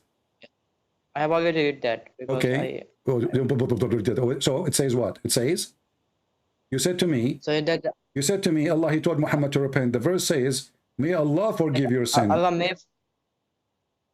may forgive for you what preceded of your sin and what will follow, and So, complete his so did favor, Muhammad favor commit, upon you. did Muhammad commit sin? The Quran doesn't say that he committed sin, but So he Allah, he repented is because Allah making a false statement then, and he accusing Muhammad of committing sin, but Muhammad never commits sin. Muhammad never committed major sin, but Prophet can make He did minor not commit sins. major Like, sin. If there's a major sin and low sin and high sin, sin is sin. yeah, but So you let cannot. me repeat the question again, Potato. Did Muhammad commit sin? The Quran doesn't say that he committed any kind It of says sin. in front of you, it says, may Allah forgive So your sin. Well, it says that you have to repent it. So anyone who can Where repent, it says it you repented, can, where it you says do he not- is, where it says he is repented, where it says that. So it says that that Allah may forgive for you. Okay, You hold on. what you. Did you say that it says may Allah? Who is the one is talking? Allah is talking to who? Asking who? Who is saying may Allah? Allah is saying to Prophet Muhammad. Allah is saying to Muhammad, may Allah. So Allah is not the one who forgave Muhammad. There's different Allah. How many Allah you have? No, If I am Allah and I am saying may Allah forgive you, that's mean I am not Allah. no, because Allah is talking about Himself. He's not Okay, talking about the so another. if Allah is talking about himself, how he's making a wish? He's making a wish. He is not even sure. He says, may Allah, maybe. So, may Allah, it's a request, it's supplication, it's a prayer. Allah praying to who? Are you saying that this is not Allah? Is this your question? Why you are playing dumb now? I'm asking you. Let me repeat the question again. I will say it slowly. If the one is talking is Allah, why Allah saying, may Allah, may is a possibility, it's a supplication, it's a prayer. May Allah forgive you. Like now, you say to your brother, you say to him, may Allah forgive you, brother, because you are not the one who can forgive. You ask Allah, correct? So now here, it says, Yes. may Allah forgive you. So the one is talking, you Muslim, you claim that this is God. So God is asking, this God is asking other God to forgive Muhammad, correct? Yeah, so let me explain that to you. So when Quran says that, and Allah says that it is Allah who forgives sins. So Allah is talking about Himself. It is not talking about another person or another God. Okay, you see, you just say that the Quran says it's Allah who forgives sin, and the Muslim, they say to us, where Jesus says, I'm God, worship me. Isn't it the Bible says a thousand times that Jesus forgives sin? You stupid. Secondly, as long Allah, shut up. You're lying. You're lying. Listen. Jesus did not forgive sin. No, he forgives sin. We can show you tons of verses, and you are stupid. Look, Show me from there. Show I will show you. Just one verse. I will show you. Give me one. I will show you after we finish this one. I promise you. I promise. Give you one verse. Shut up. I will show you. I will show you many, not only one. So now, when Allah He says, shut up. When Allah He says, may Allah forgive sin, that is a wish from someone to someone else. No, that this is He's talking about Himself. It is so that Allah may forgive you what you preceded of your sins. So it is not talking about another God. He is talking about Himself. How you know that He is not talking about other God when the verse says it clearly? May Allah forgive your sin. If Allah is Allah all-knowing? Yes. Okay, if Allah is all-knowing, then He should know if He forgives sin of Muhammad or not. Yes. So what the word may stand for? May is it is a kind of dua, like may Allah forgive your sin, may Allah bless you.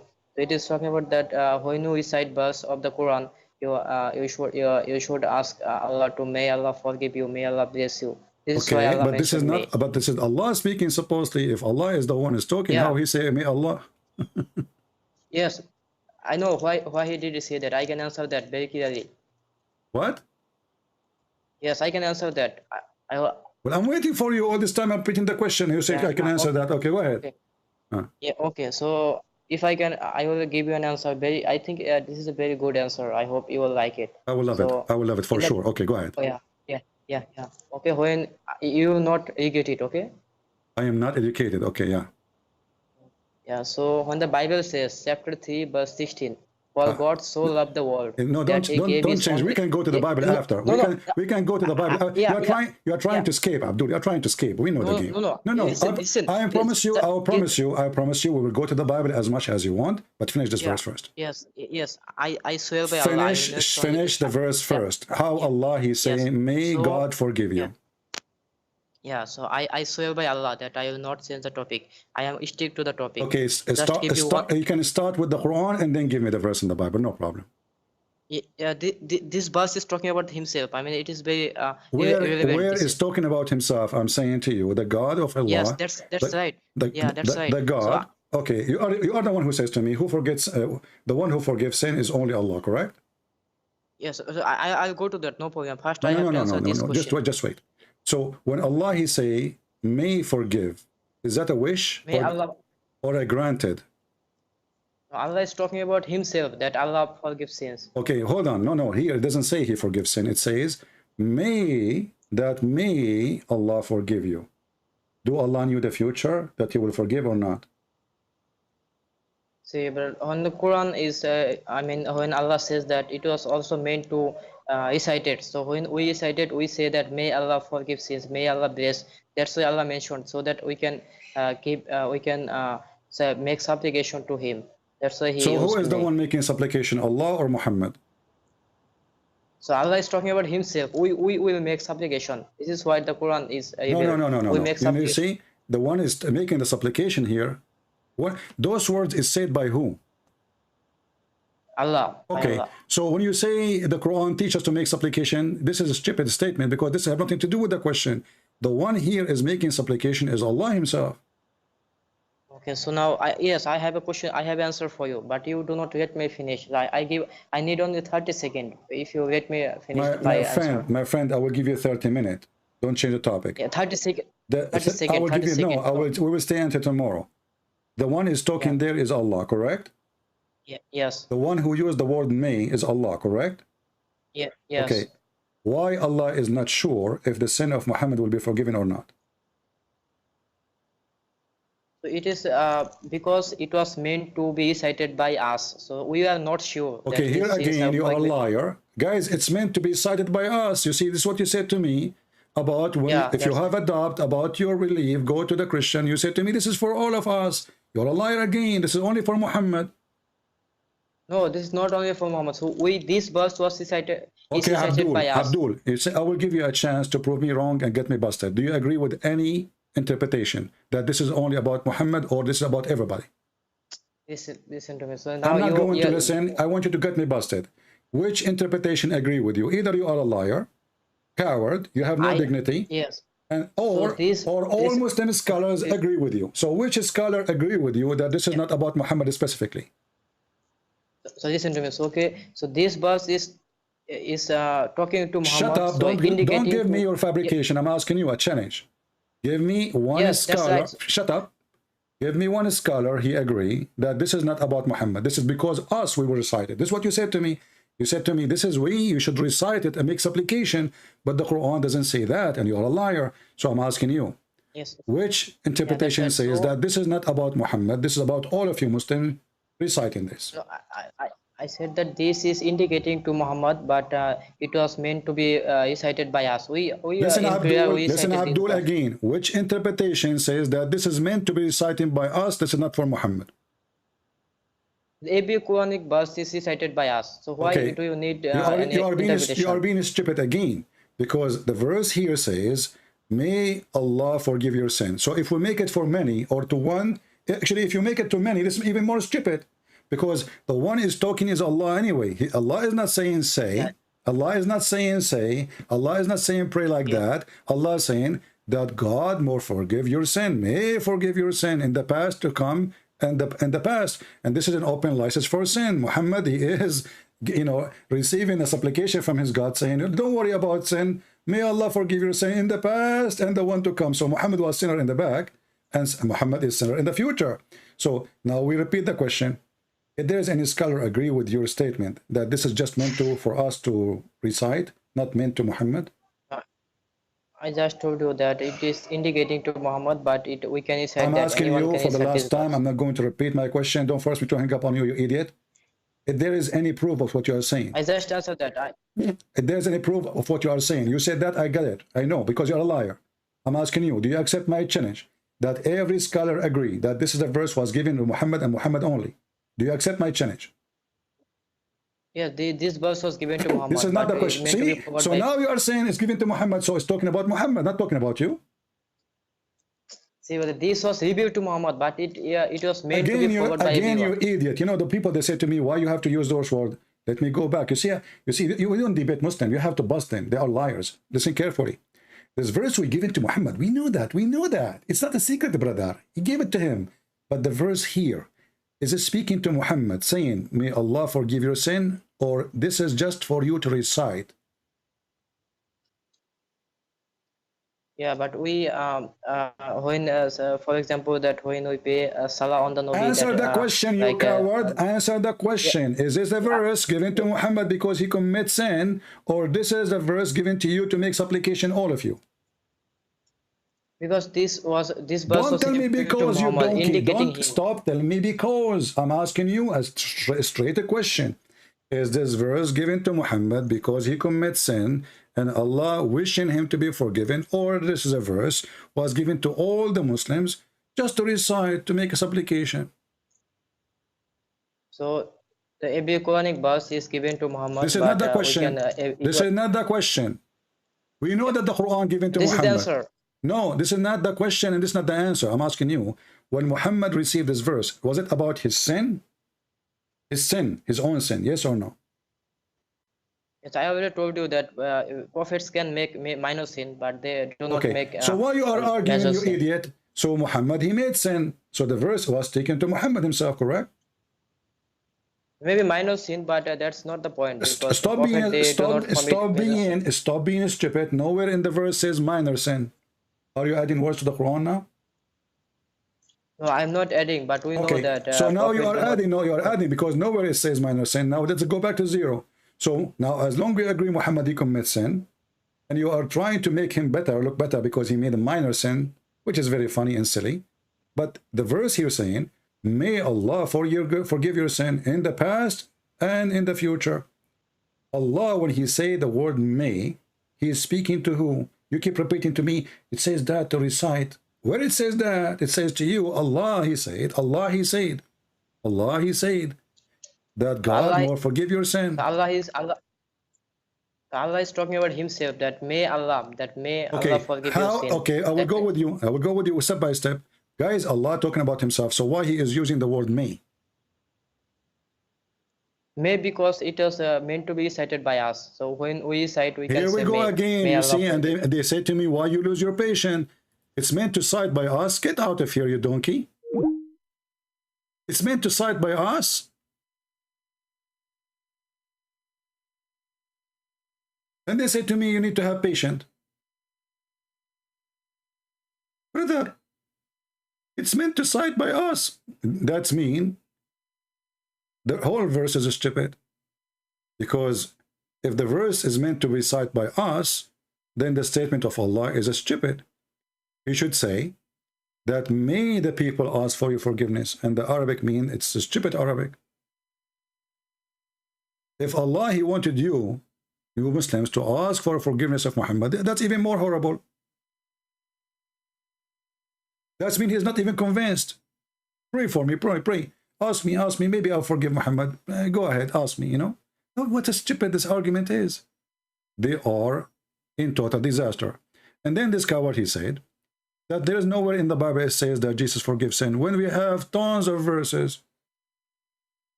Go and your sin is forgiven or are forgiven. He even forgives sin to groups, not only individuals.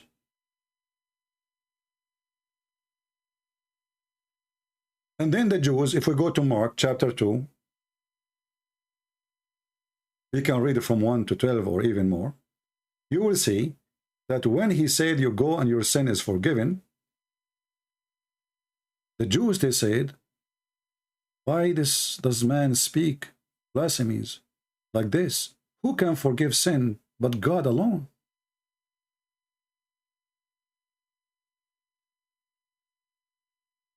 Go and your sin is forgiven. A very famous statement of Jesus. It's a fingerprint of Jesus.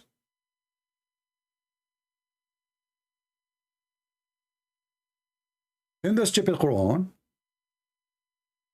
it says, who forgives sin save Allah? Who forgives sin save Allah?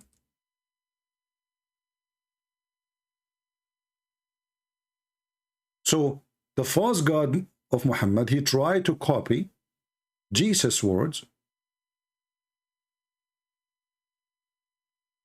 and tried to replace Jesus to be the God. And yet you will see Abdul coming to you and says, where Jesus says, I am God, worship me. And as you see, your God himself cannot even forgive the sin of Muhammad.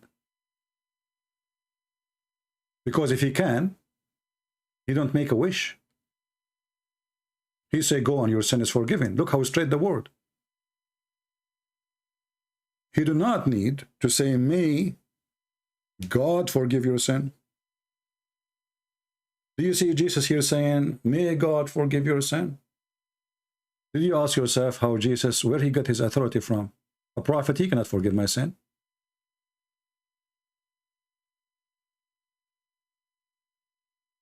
A disciple of Jesus, he is disciple of Jesus. He is under the authority of Jesus. Just because he is under the authority of Jesus, he was able to do miracles. But the only one who forgives sin is Jesus, my friend. And your Quran got busted. Who forgives sin except Allah? The Quran say. Well, the fact Quran, and we prove it, Quran make it clear that Allah cannot forgive sin. Because if he can, he will not say the word me.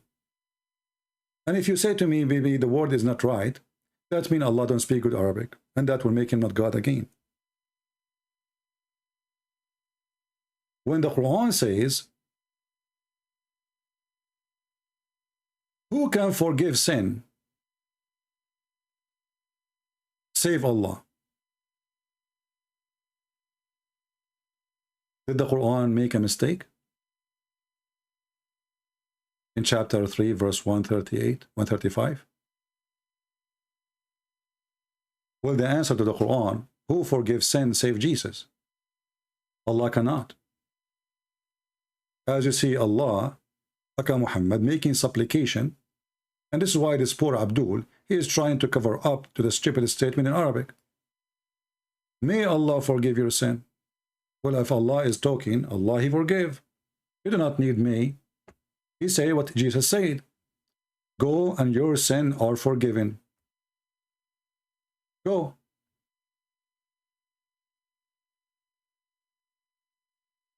Same in Matthew chapter 9. Go and your sin is forgiven. It's all over the Bible.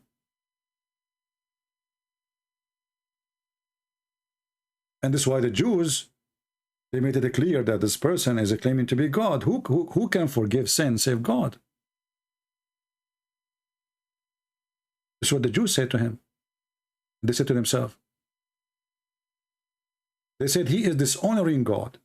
Who beside God forgive sin? Or can forgive sin?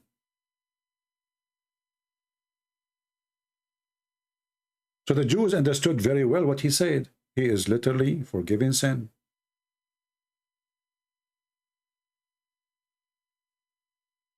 And you know, talk is cheap.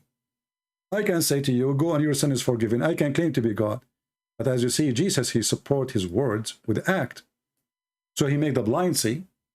He make the one who cannot walk, walk. He make miracles nobody can do. In the top of that, he forgives sin. And actually, he is the one who said to me, go and read about the lady who is not a Jew. And he says he called her as dogs. And Jesus being racist. But you will find that even that woman who is not from the Jews, because she is a believer, because she accepted to humble herself in the front of the Lord. She bowed down to him. She go down and she says, even dogs, they deserve the crumbs, Lord. So she was not insulted from the word dogs, just to get the mercy of Jesus. And what Jesus said to her, your faith is great. And right in the moment, Jesus, he healed her daughter. Even her daughter is not even there. Do you see the difference between Christianity and Islam? The guy, the coward, he denied that he heard the word najis. I never heard of it. What the word najis mean? This is the same word Sheikh Uthman he used with our brother, you know, God Logic, YouTube. He told him, don't touch the Quran. Why? Because you are najis. If I am God Logic in that time and I am with him, I will say, your prophet is najis. Let us see who is the najis. The najis is the one who jump in the sewage.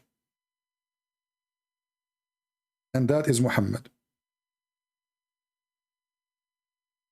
The one who take a shower and do ablution with dead dogs and women blood from period. And that is Muhammad. And yet the Muslim, they say to us, you are najis. You know, they think they are superior. They think they are higher. They think they are, you know, they are the supremacist. This is why Muhammad, he told them that you are the best of mankind. And how they are the best of mankind? You go and you bring them and put the chains around their necks. You put the chains where? Around our necks. Just to try it, Muslims, and you will see. This is your filthy prophet making a clear statement that Islam is a white Arab supremacist, and the Muslim, they are the best of mankind. And why? Because they are going to bring every non-Muslim with the chains around their necks. Let's find the hadith. Give me a second.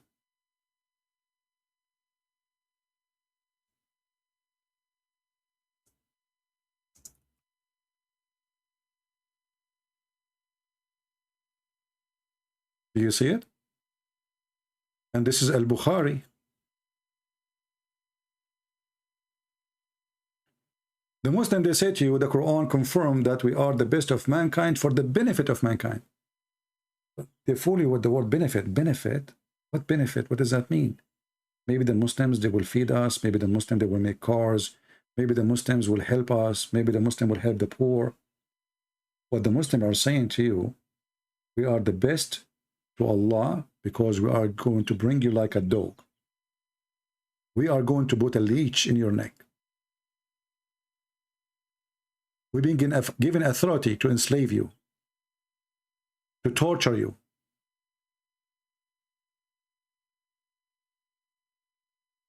And this is why I don't like the debate of some Christians when a Muslim he speak. Anything he say, you have to stop him. Fact check. Don't let him go. Yeah, okay, and you know, and he want to jump, he want to change topic. They are professional in lying. And if you are a person, I mean, this is me, and it's still this person was trying hard to escape. Anything he says to you, do fact check immediately. He cannot back up what he is saying. He is just doing duct taping. Can we read interpretation? He don't want to read interpretation.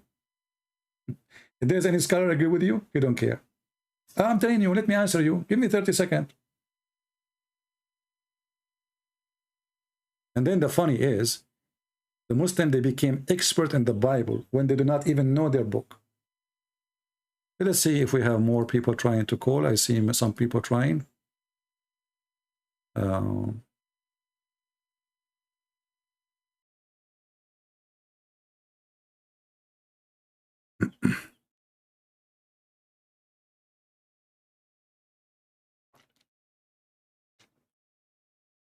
We're trying to call somebody. He texted me. But look like he is not online, maybe. Okay, let's try again.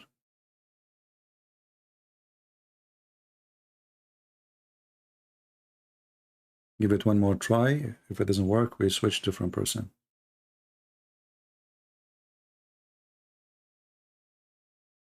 Okay, Mr. Marino, we could not call you. Let us see this person here.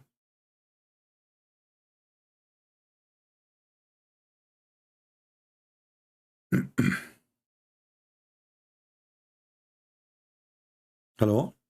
Yes, my friend, you are live on air. Go ahead. You, brother, and to all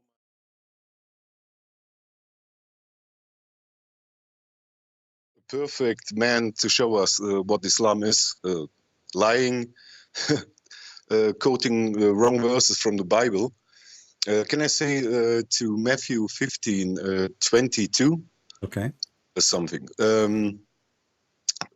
He called us this verse. Sorry for my English. And behold, a woman of Canaan. So we must understand who are the people from Canaan. So these are the cursed people from Noah. Noah have cursed his son, and this is especially to know that the Jews and the people from Canaan are don't like each other. They are enemy. They are enemies. Yes, yeah. Because they are cursed one. So that shows us how our Lord Jesus, he knew that, and he don't want to speak with the woman at first because he tested her belief. Yes, and now she said, "O son of David." That means she knows who he is. Yeah, and she obeyed him. So she knew he was the Messiah.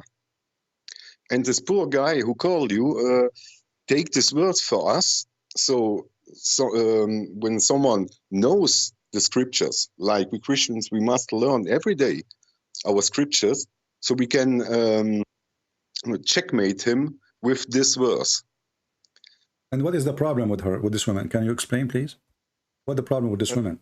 The problem is what? The devil, right? Yes. Okay. So why she is coming to Jesus? I mean, if the problem is the devil, who is Jesus then? What do you think? Yes, because like I say to you, she knows that. She knows he is a son of David, the Messiah. Yeah. She knows that she heard what Jesus, our Lord, do anywhere, and she knew she can heal his child. She knew that he is the one who can defeat the devil, correct? Yes. Yeah. Yeah. So this is not just, you know, because I can go to you and I can ask you, can give me $10, help me please, I need to eat, you know. She is not asking for food, she is not asking for water, she is not asking for somebody to carry some stuff with her, she is asking for the impossible. Yes, exactly. Which is to fight the devil, because, and obviously she gave up. No doctors can help, and she is not even from the Jews.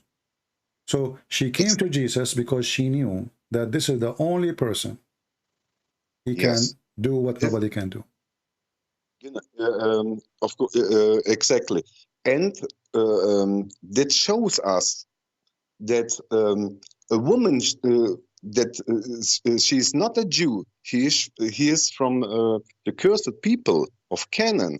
She knew that Jesus is the Messiah. So she go to him, and she knew a Jew never will speak to a woman or a man from Canaan. But she knew it. She knew it. This is the Messiah. He can fight the devil. Yeah. And this poor guy who... And not only that, actually, this is confirmed that if you are from the Muslim, they say that Jesus, he came to the Jews only, right? Yes. But Jesus, he said in different places that I have flocks and other than this, I have sheep and other this place. So here we see one of those sheep. She is not a Jew. She is not from the children of Israel. And yet she believes in Jesus, and her faith is accepted by Jesus himself. Not by the disciple. This is the Messiah himself. So when she called him Lord, and Jesus saw how much she is really her faith is great. He said to her clearly, with the clear words, your faith is great. Yes, exactly. Yeah. Because he knew that she will come before she even come to him. Yeah. She is the Lord. But the important is that if Jesus is just a person who came to the Jews, why he will say to this woman, your faith is great, and why he would do what she's asking for. That's mean you do not need to be from the Jews to believe in Jesus, and your prayer can be answered. Yes. This is a prayer of a woman. She's praying in the presence of the Lord, and it doesn't matter really if it is him in person there or he is up in heaven. She humbled herself, she bowed down to him, and she called him my Lord, and she lowered herself, and she did not feel that she is offended because she is speaking to her God. She said, even though dogs, they get some crumbs, can I get some of your crumbs? Exactly. So and this shows us wonderful when Muslims try to take out of context our verses, and we know we can prove them. We prove the verses with other verses from the Bible, so we can put them in the corner, like you do when you talking to the people. You know exactly what they want, and you corner them in a second. Yeah. Like and actually, in the same chapter he chose for us, it says that the women, she worshipped him. You see, it says he knew that. Yeah, he and for sure. I mean, do you think that this guy, he quoted the verse there? He did not read the chapter, but they are deceivers. He want only that verse to be read. He don't want the rest, because the rest will prove that Jesus is God. And Jesus forgives sin, and Jesus can heal. And what kind of power he have, you know? And he knew what he knew what is in her mind. And the women, she worshipped him. And the Muslim, they say to us, brother and sister, I told you to tell me one verse in the Bible. It said, I'm God worship me. You know? Exactly. Well, she worshipped him, and Jesus should say to her, why you are worshiping me? Stop, don't do that, you know? Because if you worship a person and he is not God and he is humble, he will say, please don't do that, right? He will say, stop, don't do that, I'm nobody, right? But Jesus, he did not say to her, don't worship me. She worshipped him, saying, Lord, help me. And after she worshipped him, he did what she's asking for, not before. Yes, exactly. So if worshiping Jesus is sin, then he should be more upset. Yeah. All right, my brother. Anything else? Yeah, when we look at the hadith, for example, where the poor Jibril comes to Muhammad in the cave, he says read. He have and Muhammad said, I cannot read. He squeezed him 3 times. So someone who is reading this must ask himself, did Allah don't know that, or Jibril? Who is the stupid here? Yeah, you know, the whole thing doesn't make sense, because, and not only that, if Muhammad says to you, I cannot read, so why you continue squeezing him? And if he meant repeat, he is using the wrong word, because read is not repeat. And and if Muhammad, he says to him, I cannot read, he just said what he wanted to say, because he told him. If it's meant repeat, he just repeated what he said. He just said one word. So if it's meant repeat, this is stupid, because Muhammad can repeat, anyone can repeat. If it's meant read, it's stupid too, because he did not give him a book. And even if he gave him a book, Muhammad did not know how to read. So the whole story is stupid.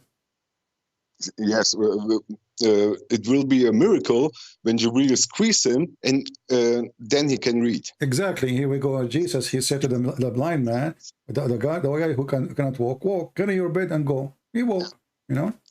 All right, my friend. Thank you for calling. God bless you. Yes, God bless you. Bye. Take care. Let us see if we have a Muslim. I think we have a Muslim.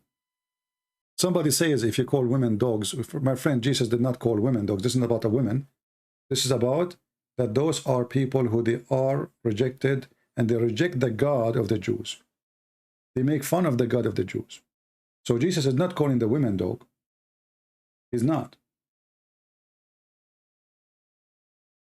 This is not what Jesus is saying.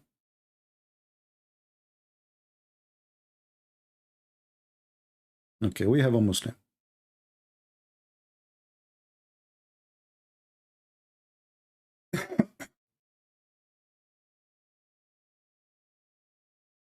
We're trying to call him.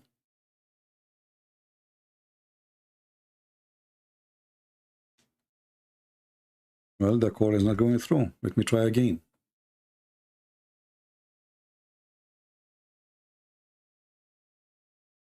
Don't call Mr. Hadi. I will call you. If you call me, it's not going to go through. I have to call you. Unless you called me once before. Or I text you.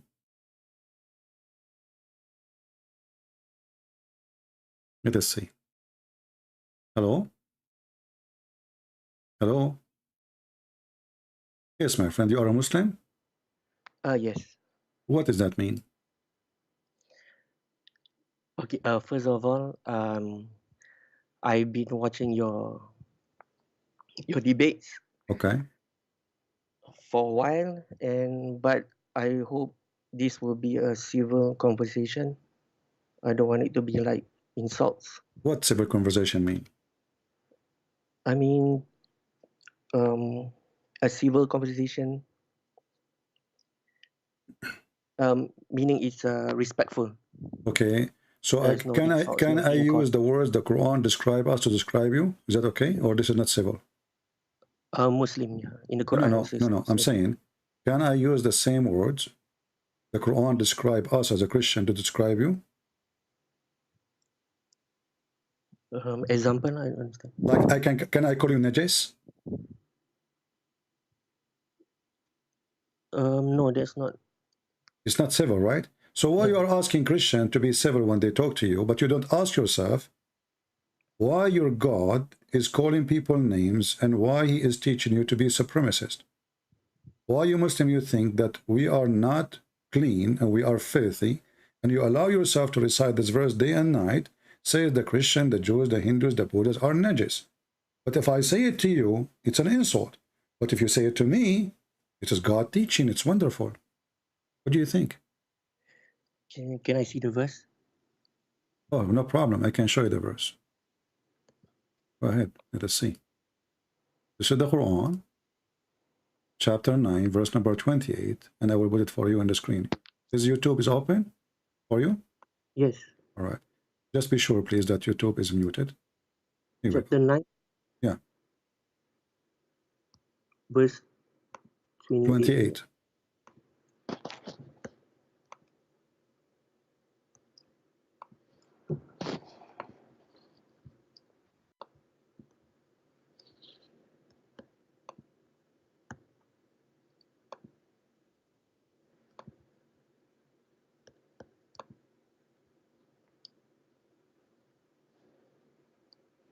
O believers, indeed the polytheists are spiritually impure, so that they should not approach the sacred mosque after this year. If you fear poverty, Allah will enrich you. Okay. So can I call you Najis? It's okay? Can I call you filthy, I mean? And you are the one who's asking me to be civil? Yet you are following the prophet who is not civil? The one who insult everybody, the one who discriminate them? We are not allowed to enter even cities because we are like dogs. The prophet, he ordered to kill all the dogs, and no dogs are allowed to enter the city of Mecca or Medina. And Christians and Jews and Hindus is the same. And yet you, my friend, see, I'm being nice to you. You are asking me to speak to you in a civil way. From which country you are from? I prefer not to mention. Okay, no problem. So I just taught you a lesson that if you are a person who like to be civil, don't follow a person whose name is Muhammad, or obviously he discriminate, he insult, he is supremacist. So this is my advice to you. Go ahead. What do you want to say to us? Maybe okay. I'm not an expert, but then if I can see this, maybe the verse, the meaning is impure. Maybe because they haven't embraced Islam. So exactly. So Islam considers that one who is not a Muslim is filthy. That's exactly what we are saying. So they cannot enter holy places because they are filthy. And you see the translation saying impure. This is a nice word, but in Arabic, najis means filthy, literally filthy. By the way, you know what filthy means? Do you know? I mean, najas can be impure also. Yeah. What filthy mean? Look, my English is not really good, so maybe you can help me. What filthy mean? Well, I mean, it's better to use impure. Right? No, I need your help. You see, English is not my first language. I speak, like many languages. Like I speak like Hassan. Hassan, he speak 70 million languages, but my English is not. I'm not perfect with it yet. So when I say somebody is filthy, you Muslim, you do ablution, correct? Yes. Okay. Why you do ablution?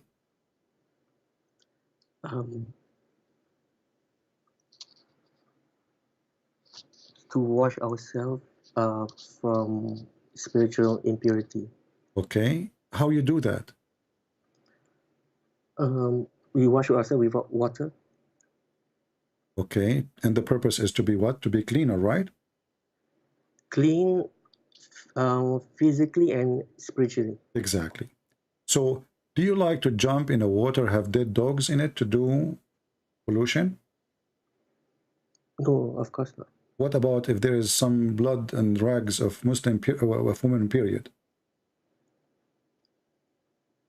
No, of course. No. And what about there is a garbage in it? No. No. Why no? What is the reason? It's dirty. Because it's filthy, right? Okay. So how you explain to me that your prophet, he was doing that? Can I see the... Is it hadith? Is it? Yeah, this is the hadith.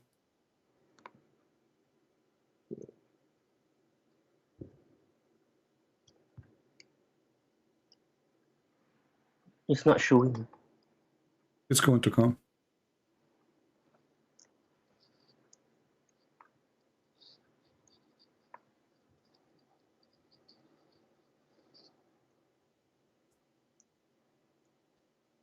No.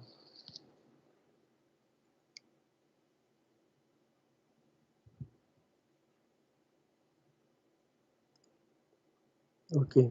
But I think there's a explanation on this. The scholars have mentioned. Oh, you can explain it. You are. Come on. It's easy. I mean, even this one needs explanation. Even this one needs explanation. There's dogs. There's dead dogs. It's a small body of water, like a jacuzzi. There's dead dogs. There's women blood from period. There's garbage. Even this one needs explanation. I mean, I was reading a book. So you're a prophet. I asked you the same question. You said this is filthy. I will not do that. But this means your prophet himself is filthy. And yet he called us najis. How somebody, he jump in a water in the size of a jacuzzi, have dead dogs, not only one dog, dead dogs. And women of blood from period rags, many of them. And garbage. And when people, they question him, are you doing that? He said, well, so what? Water is always pure. Nothing make it impure.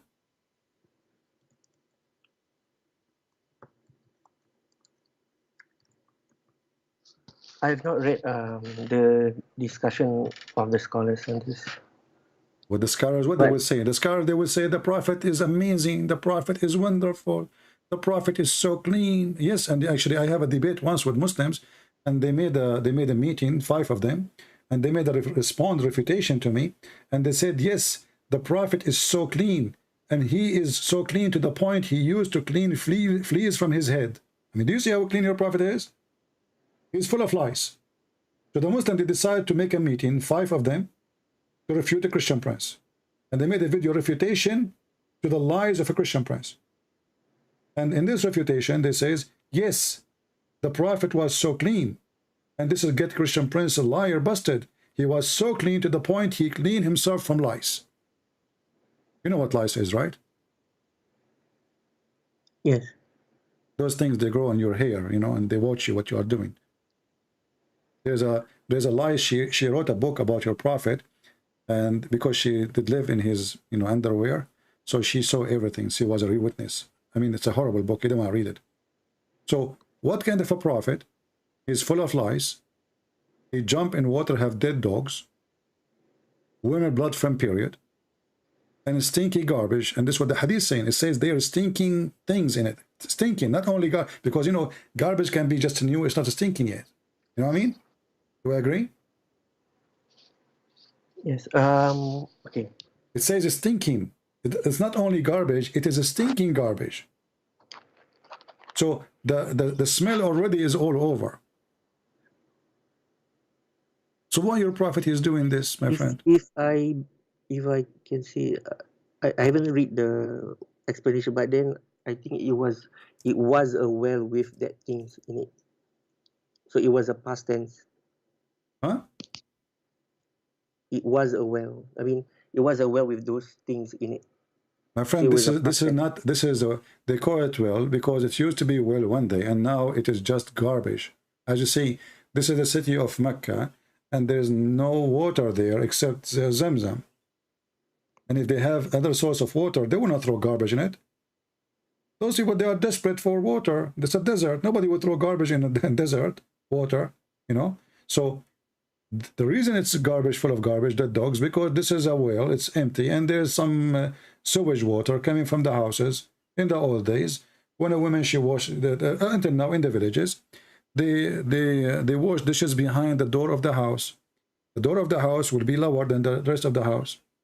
Then the whole water will go in the street, and in the street, in the side of the wall, in the wall, there's like a little tunnel for the water to go down to the lower point.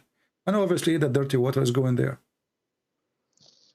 If you're aware about the fake regards of water, if the water is a lot, so that okay, how much a lot? How much a lot you think? So if it is, if this water is like, let us say 6 meter wide, and there's dead dogs, and there is garbage, and there's women menstruation, you would jump in it? It's fine for you?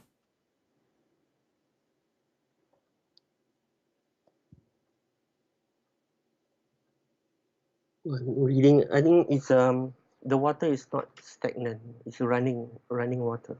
Okay, so no, it's not, this is not running water. This is not running water. Mecca does not have a river, my friend. What's running water? And this is Bi'r Bida. This, the reason they call it Bida, because it's the well of garbage. And here it says, there's a hadith, it measures even how big it is. It says here, Abu Dawud said, I measured the breadth of the well, okay, read with me, of Bida, with my sheet, which I stretch over it. So he have a sheet. Usually he meant the abaya, you know, his dress. Over it, and I with it I measure it, okay, and with the hand, I measure it as 6 cubit, as width, as a breadth, and the height of it was lower than the pubic area. And not only that, it says, and the condition of the water color changed. You see it? The color. I saw the color of the water of the well had changed. It's ugly. So it's not a running water. It's not even a well of water. This is a sewage. This is dirty water. And it's very small. And as you see, it's very low. It doesn't even touch your, like, to your waist, you know. And it's about 6 cubic according to this guy. And as you see, this is sahih. How long is 6 cubits? 6 cubic is like 6 arms.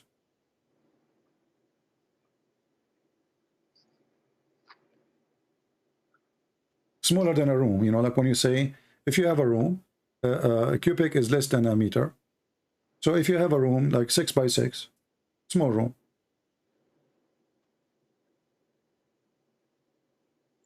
I mean, this we can agree and disagree. I mean, like I mentioned, the scholar says the water is running, and then My friend, it's not running.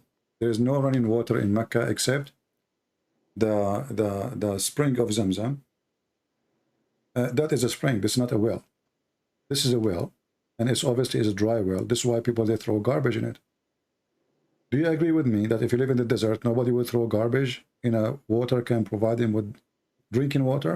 Do we agree? Nobody would do that.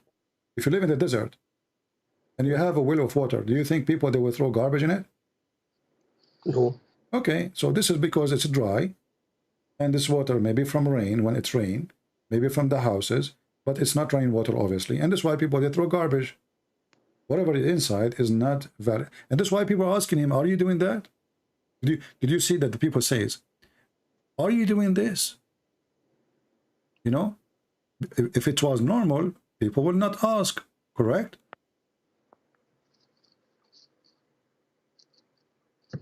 Do we agree? I don't know, but if it was normal, it was normal behavior for people to clean themselves from that water. Then people they will not say to him, "Why you are doing that?" And they explain why. They are saying to him, "There's garbage there. There's women they throw their rags there. There's dead dogs there, stinking garbage there. How you do that?" So the people are questioning the behavior of your prophet, and as you see, this is sahih. And then Muhammad, to explain his very weird behavior, he says, "Water is always pure, nothing make it impure." Do you agree with this statement? The last statement, right? Yes.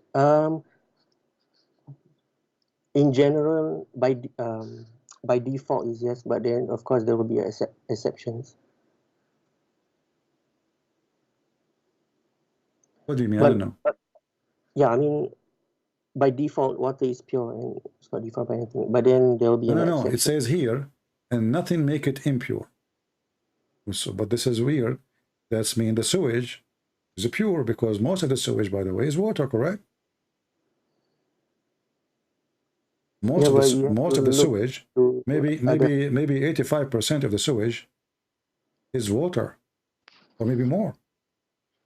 So if the water is always pure, well, that's mean the sewage is always pure. You know, what is the piss of a human being? Is water, right? Maybe 99% of it is water, correct? I don't know. What do you mean, you know? I mean, what is your education? Like me, myself, I have elementary school. What is your education?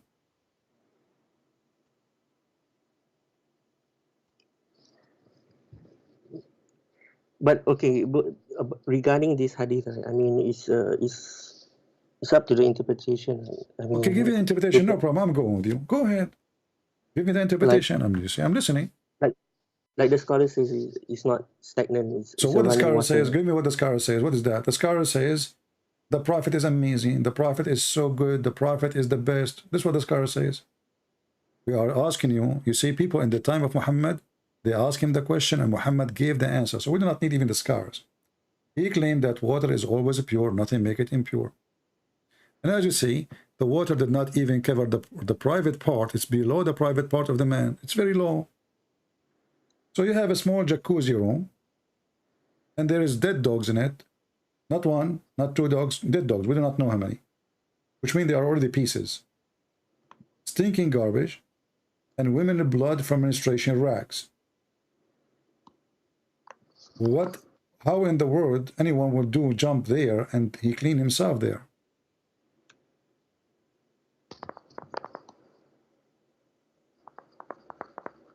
Maybe we can discuss on other things. No problem. You see, I will go with you. Okay, guys, if you want to change the topic, I will go. You could tell me another thing. Tell me something good about your prophet. Go ahead. He is the last prophet. Well, that will make him good. I mean, he was chosen. I will explain to you something. This is personal. I was the last one in my classroom. And like always, I get D or F. I am the last one to enter the school. I'm always late. I'm the last one to the teacher to talk to me. I'm the last one. The schools, they like me. and this is supposedly make me the good prophet. That's interesting. That's different. Well, what's different? You Muslim, you say is the last one. What does that mean? No, because Allah chose Prophet Muhammad, peace be upon him. Okay, who is Allah, and why he chose Muhammad?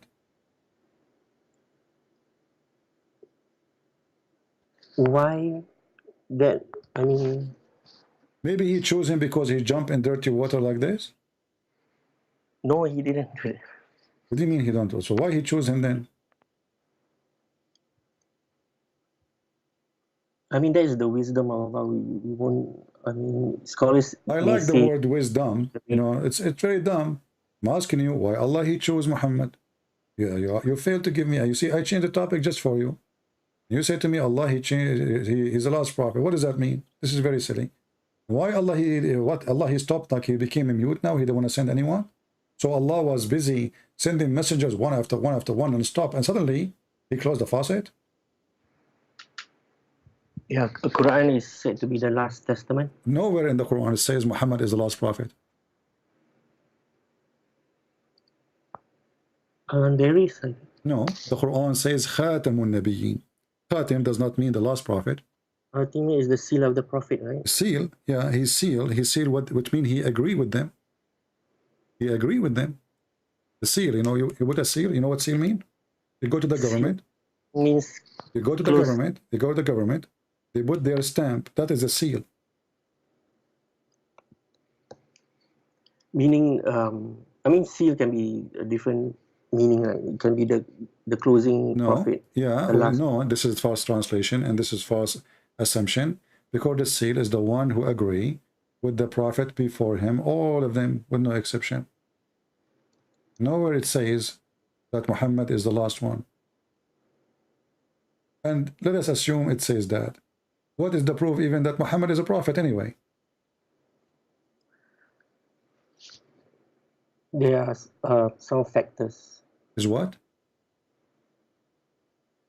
There are some factors that. Some facts? I mean, some factors, some points that he is. Like what?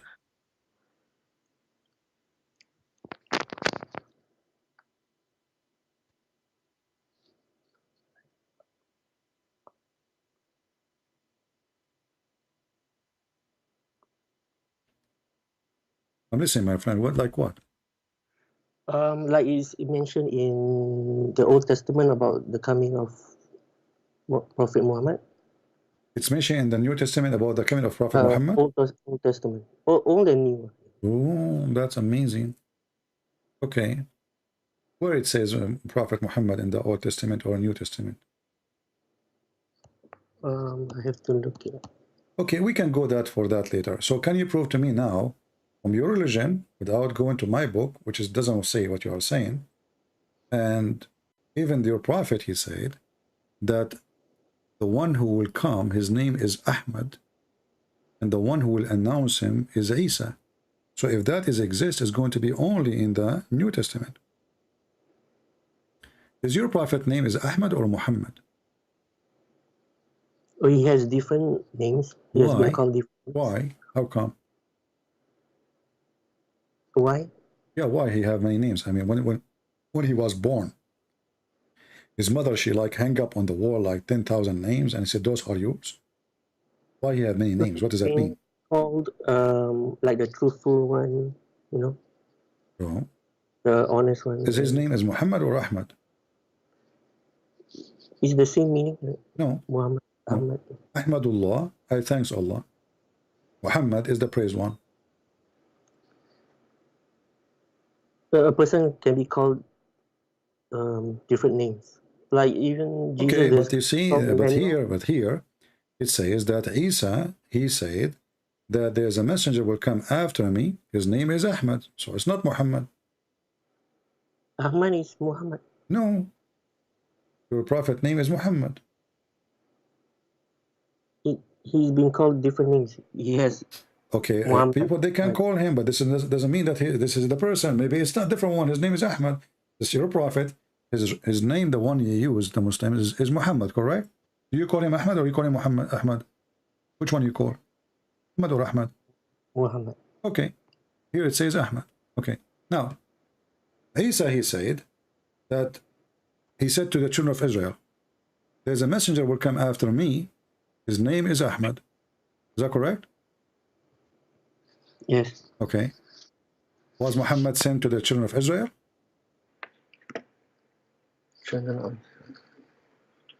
For all mankind. Well, the Quran says no. The Quran says Allah, he sent Muhammad only to Mecca and what is around it. Is that correct? Is there a verse? Here we go.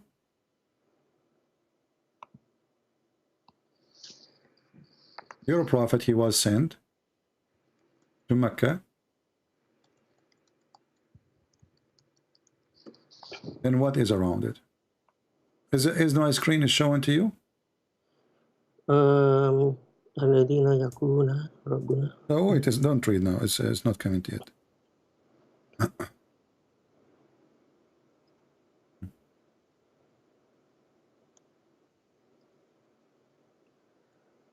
Chapter 6, verse number 92. What it says?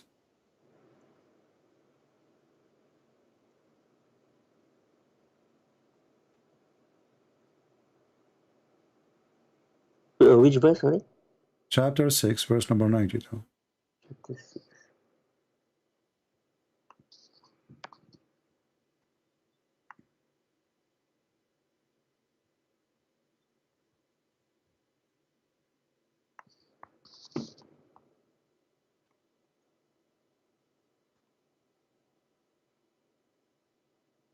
So this verse says that Allah, he sent this book as a warner only for the mother of the cities. It doesn't say city actually, Qura. It's a village, which is Mecca, and what is around it. That's it.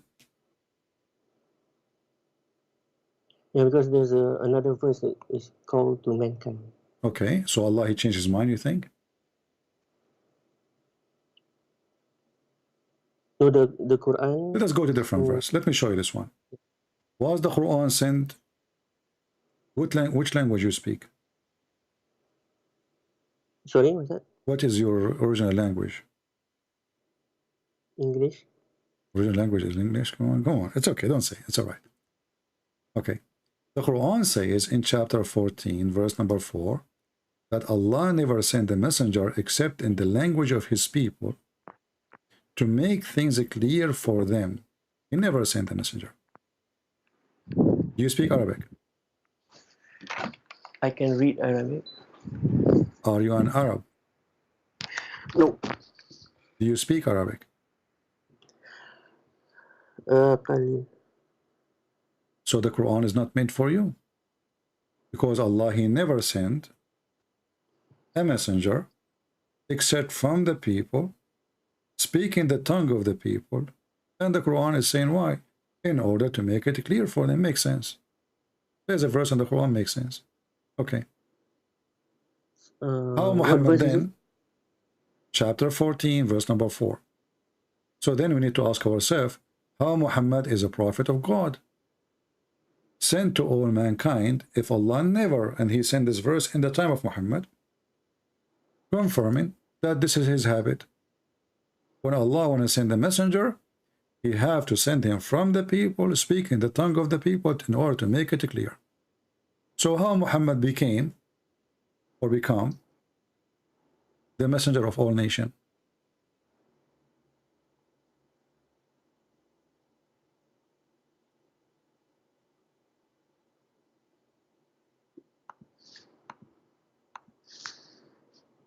Just a minute.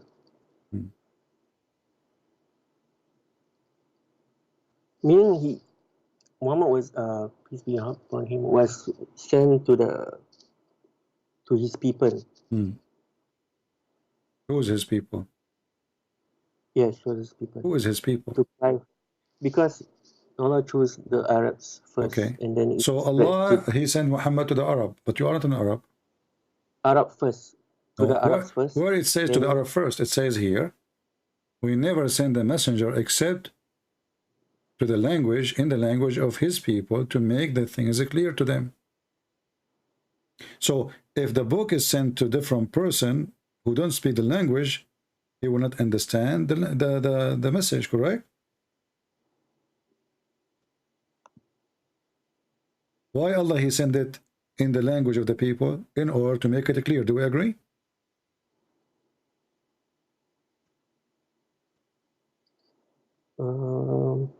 Okay, it says here, the first Allah sent down his message to the language of the people from among whom a prophet was raised, so that they might not have any excuse left that they could not understand the language. Yeah, so the message, it will be sent only to people who understand the message, the language, correct? Yeah, it has to be sent to the people first, the Arabs first. No. so that Nowhere it can says first, nowhere it says second. Don't add things, my friend. You see, you asked me to speak to you in a civil way, so I'm not using Islamic words. So it says here, we never send a messenger except in the language of his people. So you have to be from the people, and he speak to them in their tongue, which is his tongue, and the message will be in their tongue too.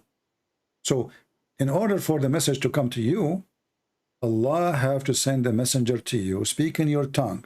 That's what the verse is saying. Allah never sent any messenger. You see the word never? Never. Yes. Okay. That's mean never happened before, and never happened in the time of Muhammad, because this is a verse Muhammad received in his time after he became prophet. So we never send the message, and we never send the messenger unless he speak the tongue of his people. So if you don't speak the tongue of the people, then he will not be sent to them. So how Muhammad became your messenger? I'm reading Ibn Qasir. He says every prophet was sent with the language of his people. So he was sent to his people. And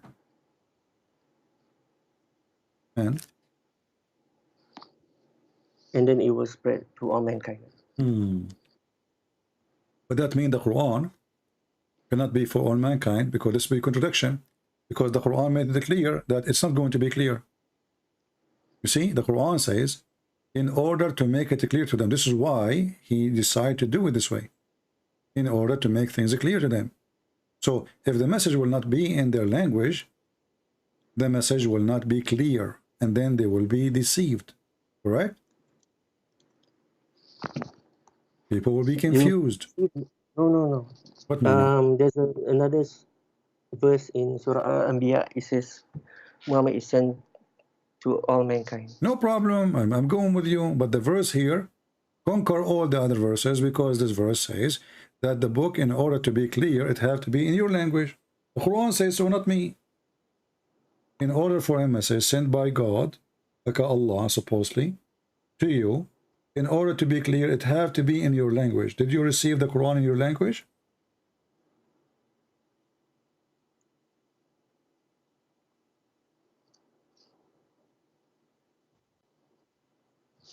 It's been translated in English.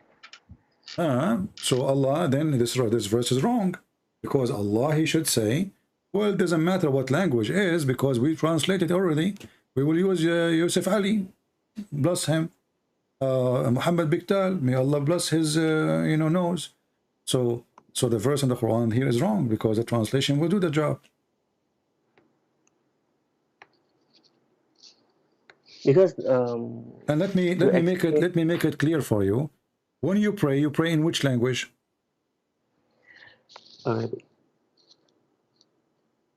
Arabic. See? So the Quran have to be in Arabic, have to stay in Arabic, and you don't know what you are saying, yet you are praying in Arabic, but you don't know Arabic, you don't speak Arabic. So the Quran was given to the Arab, and this is why it have to stay Arabic, because simply this is the Arab prophet for Arab people, the Arab supremacist, and they try to conquer the whole world, forcing everybody to speak Arabic. So in order to understand the Quran, you have to learn Arabic.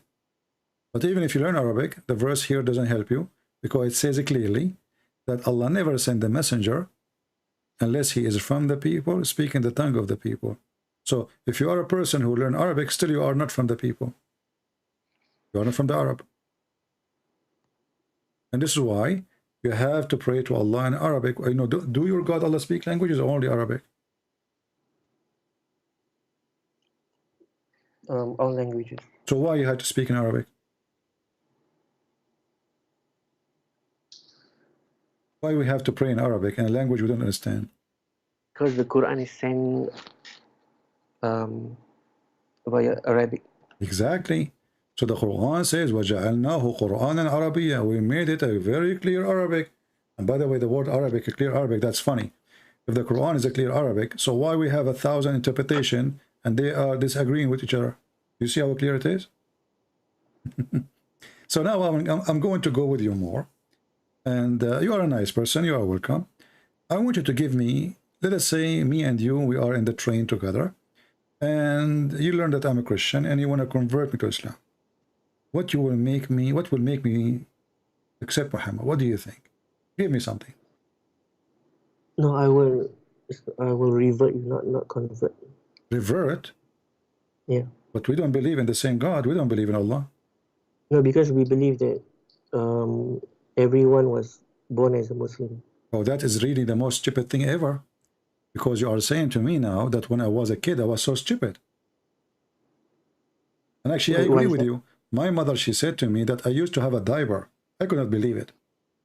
Doing poo-poo in my pant? Unbelievable. Well, I was a Muslim at that time. But I will go with you. So everyone is born as a Muslim. So if you are born as a Muslim and you die as a child, shall you go to heaven? Yes. So why your prophet, he say no? You might go to hell. For children? Yes, for a child, an infant. Remember, he is born as a Muslim, right? So if he dies as a Muslim, the one who burned as a Muslim, he died as a Muslim, well, he will go to heaven, correct? Can I see the evidence? And already you agreed. And this is your prophet here. They went to a funeral, him and his wife, Aisha, and, you know, she said, after the funeral, well, there is a happiness for this child. He did not do any evil, and he did not even reach the age of doing wrong or committing sin. Muhammad, he said to her, well, you know what? Your adventure, don't be stupid. It might be the other way, which means he might go to hell. So what do you think? Which one? Is it this one? The God's messenger was invited.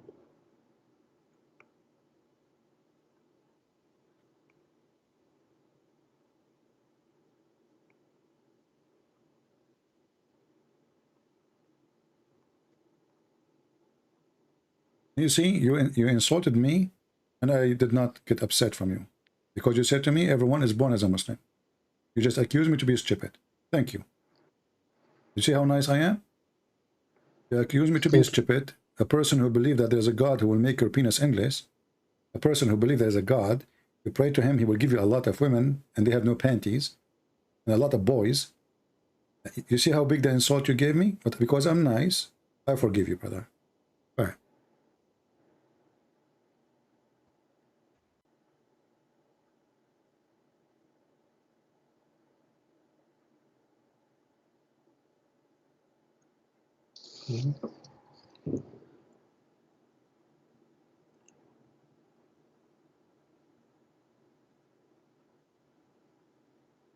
Well, I think this is for general, right? It's not specifically My friend, saying what general? for that. General Electric is not there, and it says general. Yeah, a child. I mean, general, a child. A child is a baby. He's just born, a few months old, maybe a few days old. We do not know, but obviously he is very small, very young. And Aisha, she said clearly here, he did not reach the age of somebody commit sin. He is very a baby. So she assumed he will go to heaven. Muhammad, he don't agree. He says, how you know? Allah, he created people to go to hell when they are in the backbone of their fathers.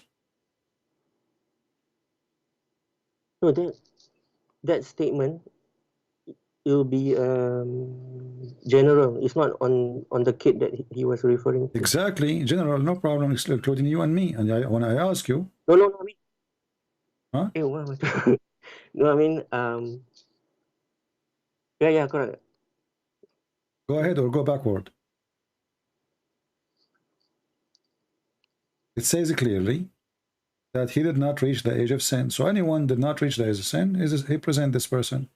Anyone did not commit sin, he present this person. Anyone who's a child is an infant. He present this person. Aisha, she thought he will go to heaven. Muhammad don't agree.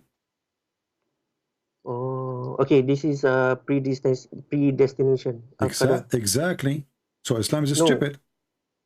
no, Yeah. no. Because Allah will Because if go. Allah, okay, now you are saying that Allah, he maybe make a destiny for this child, he will go to hell, correct? Yeah. Okay. Predestination, but not because of his. Because of what? Not because if he's Huh? if he is a. Why he will go to hell? Not if he died as a child, he will go to paradise. No, we are talking about the same person, my friend. The person here, he died already, and this is what Aisha, she assumed. She said the happiness will be in this child. He's happy. Good for him. He will be in heaven. Muhammad, he says, no, what's wrong with you? It might be the other way, which means it might be he go to hell. And you are the one who agreeing this is a predestiny. So before Allah created him, he decided where he will go. It doesn't matter if he commits sin or not, correct?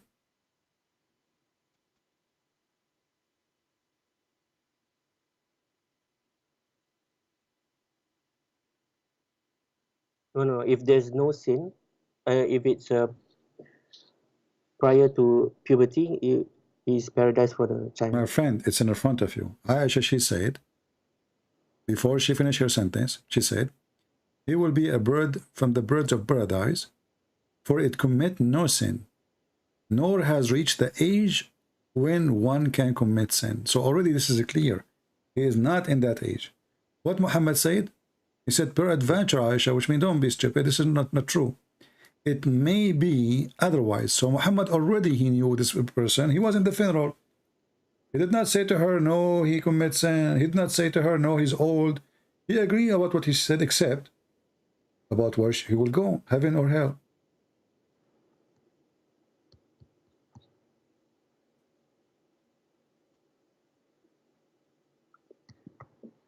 But I believe this is Al-Qadr. Exactly. But this means Islam is stupid and Islam is unjust, because if it's a predestiny before I do anything, regardless if I do sin or not, Allah decide where I will go. So what is religion about? Already it's made decision where we will go before we are born. He will go a child, he did not commit sin. He's born of a Muslim family, and you are the one who said to me, every child is born as a Muslim, so he's a Muslim, even he cannot talk. So why he should go to heaven, to hell? Does it make sense? Well, Muhammad saying it's a predestiny, and you agreed. So Islam is a stupid religion. So when Allah, he says to you to pray, to worship me, it's just stupid. It's already predestiny.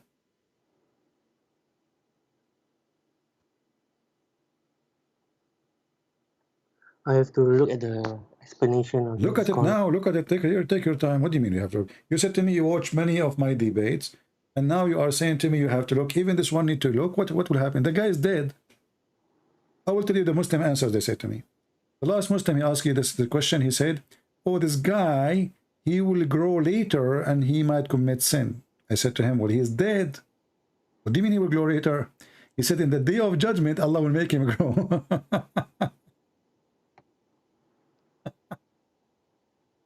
What do you think about this answer? That Allah, in the day of judgment, he will make you grow and then you commit sin?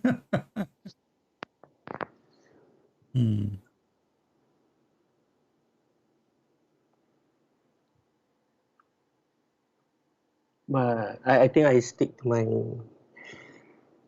explanation just now. You did not give me explanation. You did nothing.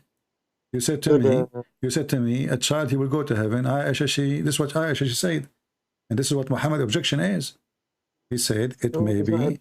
Objection is a friend, did he say it may be otherwise? Did Muhammad say that?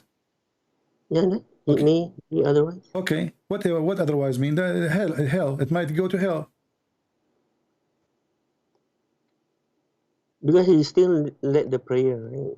What led the prayer? I mean, the kid is a baby. The kid is a baby and he's dead. That's it. He cannot commit sin no more.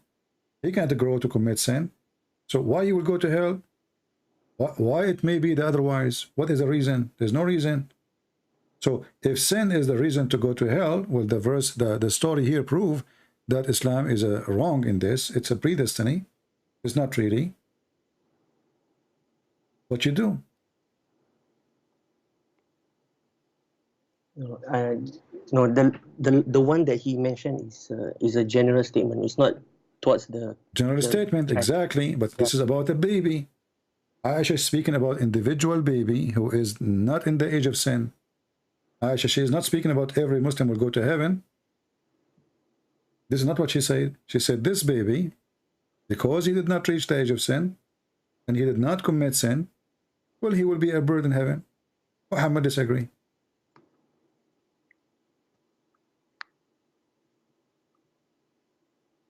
I disagree with your explanation. Why? Respectfully. In order to disagree, you have to prove me wrong.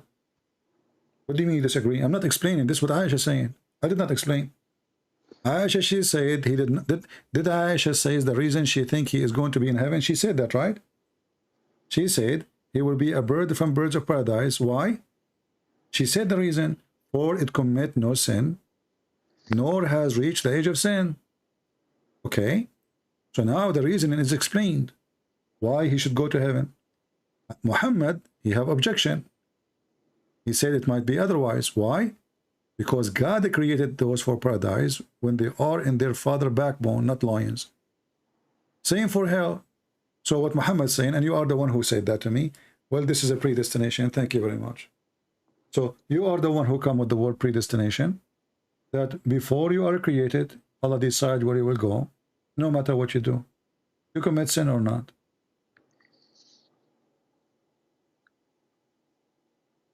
I mean, we can agree, disagree on this. Ah, agree, disagree. Do you like hummus? Hamas? Yeah? No. You don't like hummus? I like hummus. So now we can agree and disagree. And my friend, this is a religion. This is not hummus. We are talking about God and salvation and heaven and hell. And you are saying we can agree, disagree. You are the one who said to me the predestination. Which means you agreed with me. You say the predestination. Yeah, the hadith is on predestination. Okay, so the child is ready. Allah, he decide where he will go. It doesn't matter if he is a child or not.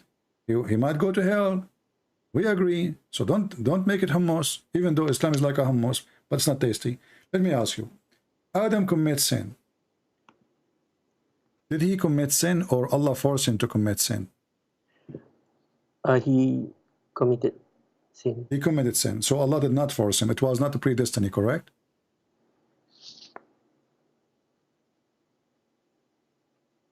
It's still, well, it's a trick question.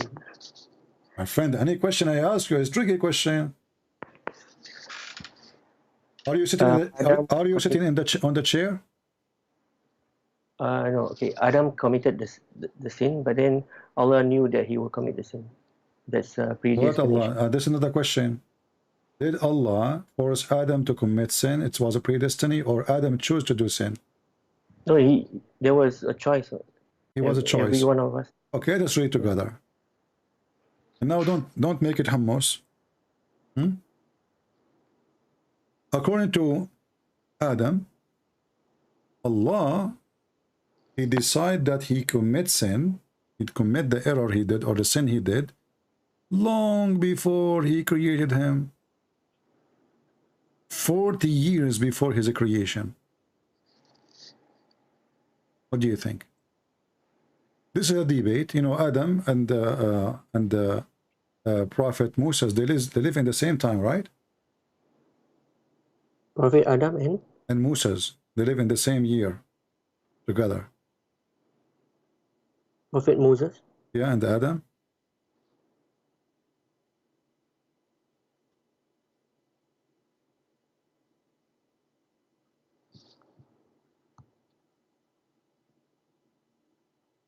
Which hadith is it? No, I'm asking you. Did the Prophet Adam and Prophet Moses live in the same time? Not on earth. Oh, not on earth. So where does conversation happen? In heaven? Should be. I thought nobody will go to heaven except Jesus. All prophet of God will be resurrected in the day of judgment, and the first one to be resurrected is Muhammad. That's what Muhammad said. The first one will be resurrected in the day of judgment. It is Muhammad. So how Adam and Moses, they met? Where they met? In paradise. Oh, we just said that the first one will be resurrected is Muhammad in the day of judgment. So all of them are dead. Let it go. Here it says, Adam and Moses, they argue. I hate it when Adam and Moses, they argue. My friend, dishes will be broken. Chairs will be thrown in from the windows. I mean, imagine, one is his name is Adam and the other one is a Jew. You don't want to see that. So they start arguing, and Moses, he said to him, Oh Adam, you are our father. Thank God Moses agreed that he's our father. I thought he was going to now to talk about the evolution theory. And then who disappointed us? And you turned us out of paradise. That's what Moses is saying. He claimed that Adam is the reason for us to be out of paradise. Then Adam said to him, Oh Moses, Allah favored you with his iPad. Which means he gave him the tablet, you know. He talked to you directly, and he wrote that tablet for you, with his own hands. Do you blame me for an action which Allah had written in my fate 40 years before my creation? The mic is yours.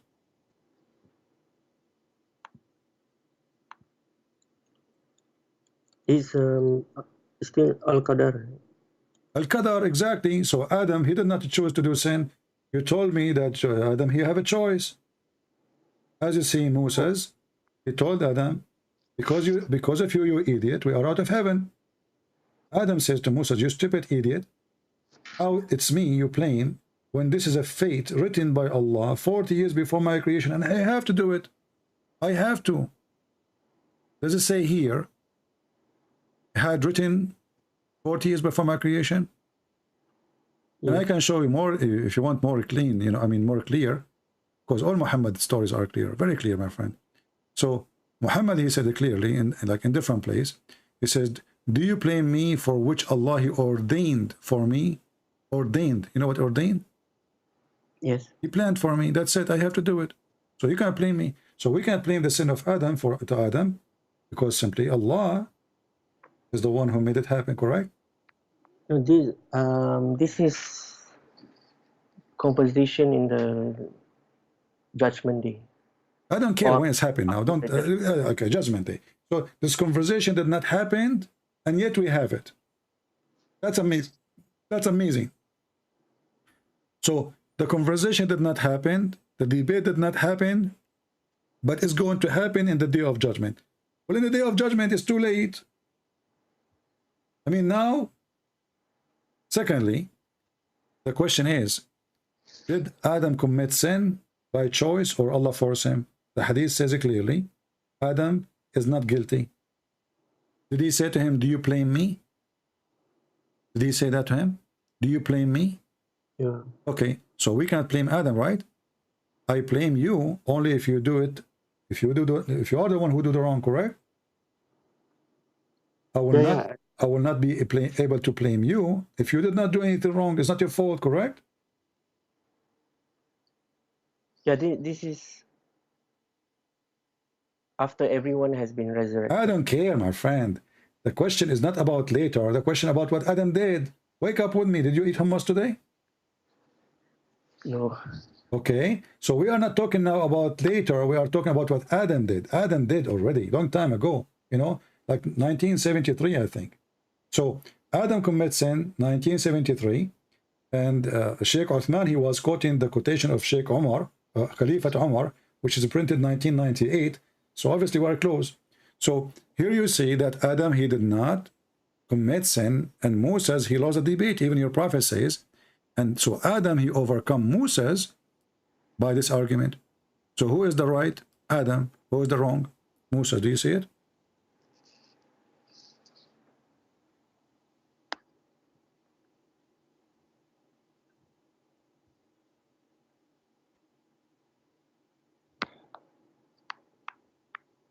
Yeah, I see. All right. So my friend, I advise you to leave Islam right now. Because according to Islam, the whole story of Adam committing sin is a stupid story. Adam, he was not guilty. Allah is guilty. Allah is the bad person. Allah, he made us commit sin because he wrote a story. He wants us to do the story. There's a script. And we are actors. We are just reading the script. We are just doing the script. We have no choice. It's a predestiny. And part of the belief in Islam is to believe in predestiny. So, and here, by the way, you Muslim, you say that Moses was a Muslim, but look like Moses, he was a Christian because he believed in the original sin. What Moses was saying to Adam is original sin. No, that's not original. Yeah, because Moses, he is arguing with Adam, saying to him, because of you, we are out of heaven. This is what original sin is. Because of Adam, sin, we are out of heaven, and now we are committing sin too. So this is a proof that Moses are not a Muslim, and the Muslim, they lie to themselves when they say so, following Muhammad. And this is a proof that the whole sin idea is a lie, because nobody commits sin, or it was a predestiny. Why I will be punished? Why Allah will throw me from heaven for committing sin I did not choose to do? As you see, it was a destiny. It's a fate. So are you saying that because of this hadith, this is original sin, or are you saying? My friend Moses, he is by accusing Adam, he obviously believed in the original sin. No, this is not original Did sin. Moses accuse Adam? Because of you, we are out of paradise, yes or no?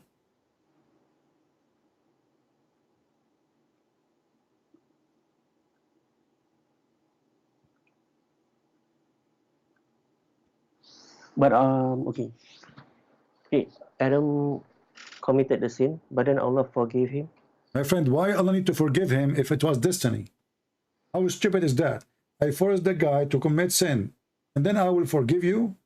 You beg me, you say, please, Allah, forgive me, please, Allah, forgive me. But I am the one who made him commit sin. This is not fair. So I make you commit sin, and then I force you to ask me to forgive you, and then I forgive you. But this is, even that is a destiny. The forgiveness is destiny. You praying to me is a destiny. You committing sin is a destiny. So the whole story is stupid.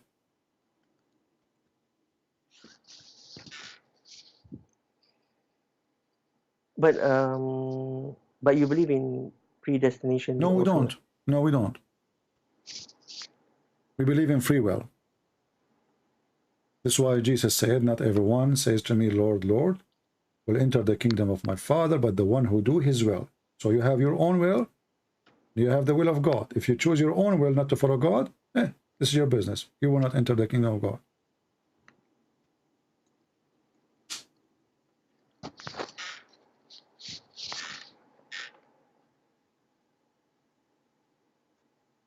So Islam, there is free choice, and I mean free will and no, there is no. As you see, I'm showing you now. I just showed you the child who might go to hell, even did not he commit sin. He did not commit sin yet. And now Adam, he is saying, you're going to blame me for the sin I did. Let me show you one more. And this one will make your religion so soft like hummus.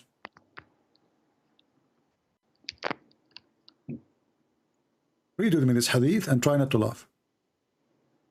According to your prophet, in the day, before the day of judgment, or before you die, or almost a person, he is almost going to go to heaven. He pray, he fought, he killed Christians, he killed the Jews, he killed the Hindus, he do all the obligation to be a good Muslim. He lie, he cheat with his wife, perfect Muslim.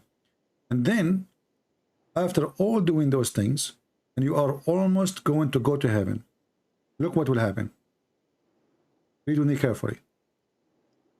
What's written by Allah to you will overcome the deed you did, and you go to hell. And then the one who did the deed of hellfire, what is written by Allah will take over, and he will go to paradise. And the hadith in front of you.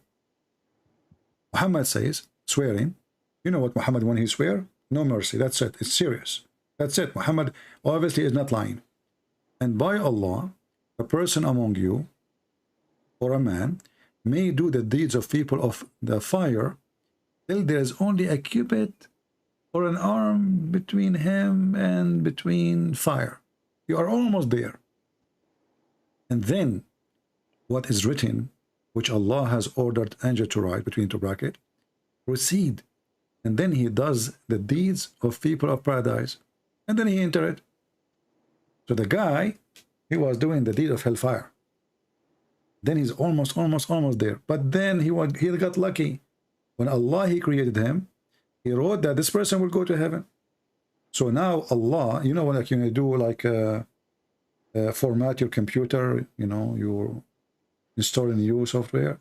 Allah will install a new software, and that will take over, and then you act the act of people of paradise, and you go paradise, happy ending. And then he says, and a man may do the deeds of people of paradise till there's only a cubit or two between him and paradise. And then that is written, what is written, proceed, and he does the deeds of people of fire, and he enter it. What do you think? So it's not you do deed of higher fire, you do deed of heaven, doesn't matter. It is what is written. We'll decide where you will go. Are you going to say now this one needs interpretation too now? Are you going to say to me this one is not clear? I mean, how clear we can make it more than this? Yeah, it's clear. Yeah. So Islam is stupid. Do we agree? No. What do you mean? No.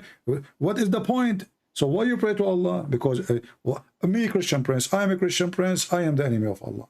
According to this hadith, I might go to heaven. Why? Because maybe Allah, when he created me, he wrote that Christian prince will go to heaven. So after all of me fighting Allah, then what is written by Allah will take over. It's what it says. It's in front of your eyes.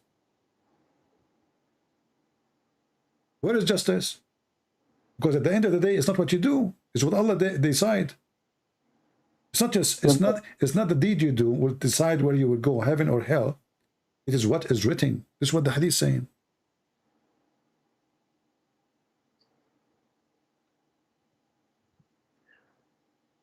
I mean, we strive our best to be. My friend, don't change topic. What strive our best? As you see, you strive, you don't. Who care? It is what written by Allah will take over.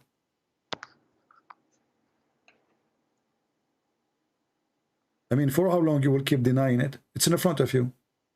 You know, I am assuming that you are a nice person, and you are coming from a good family, and you are honest. So please, can you be honest with me? Does it say and clear in front of you? It doesn't matter really what you did, you do. It's what Allah, he wrote for you.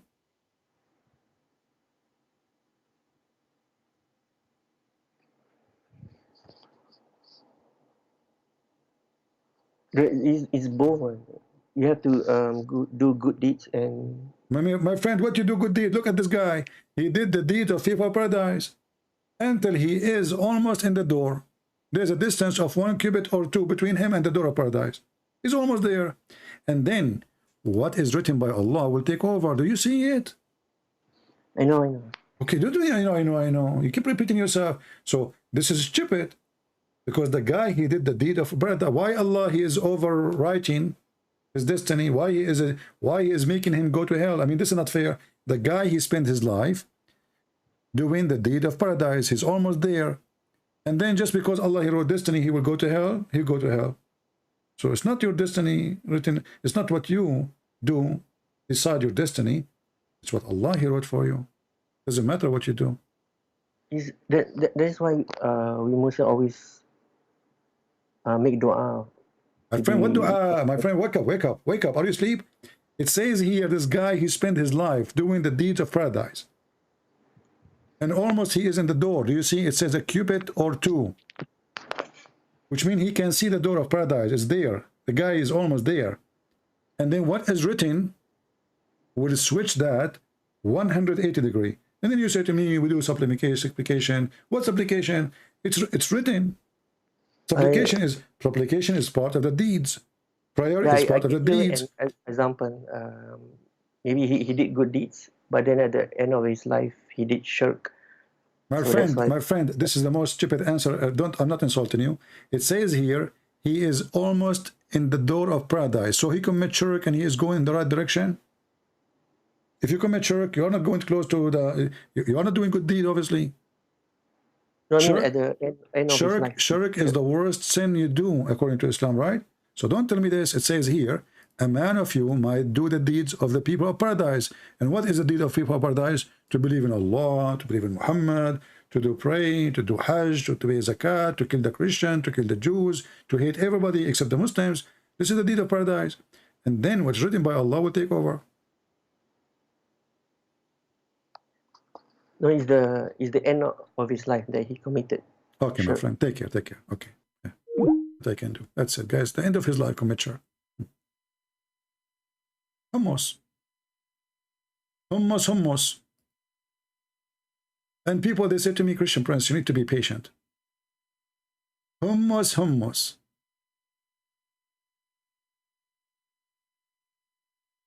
By the way, if you like, you can subscribe to our Truth channel. This is the website of Trump. If you are a person who live in the state and maybe Canada, I'm not sure, you can, for a state, for sure you can join. It's called truthsocial.com, and you will see the address in the screen. And I want you people to do me a favor. Don't text me and say to me, can I talk to you? Especially in the private. If you are a Christian and you want to talk to me, specifically if you are a female, you text me to call me. If we say Christian can call and live on air. Anything else, I will block you.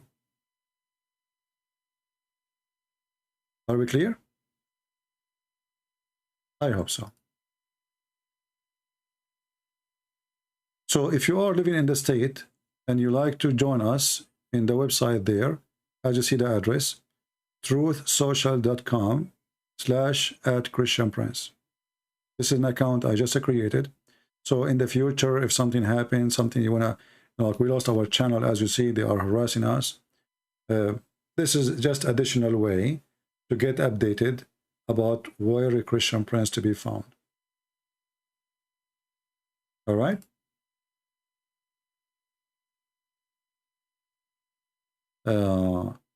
Try to do chat with Jordan Patterson. I'm not interested. I don't think that he is qualified to chat with me.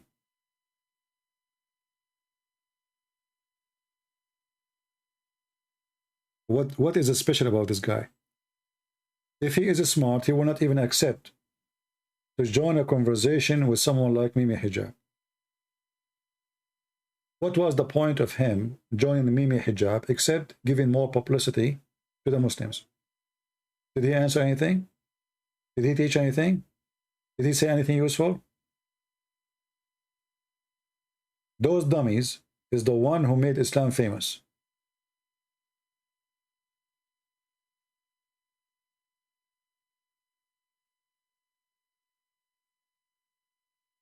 If you are not going to expose the cult of Islam, so what the purpose of your conversation with a Muslim, and you know that he is using him for the publicity? Why he accept? Did he debate him? Did he prove him wrong? Did he say something serious? So what is the point of this conversation? It was stupid.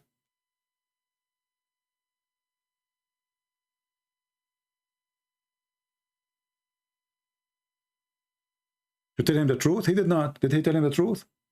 Well, show me one thing he said is against Islam. He did not say anything. He was just sitting there like a mule.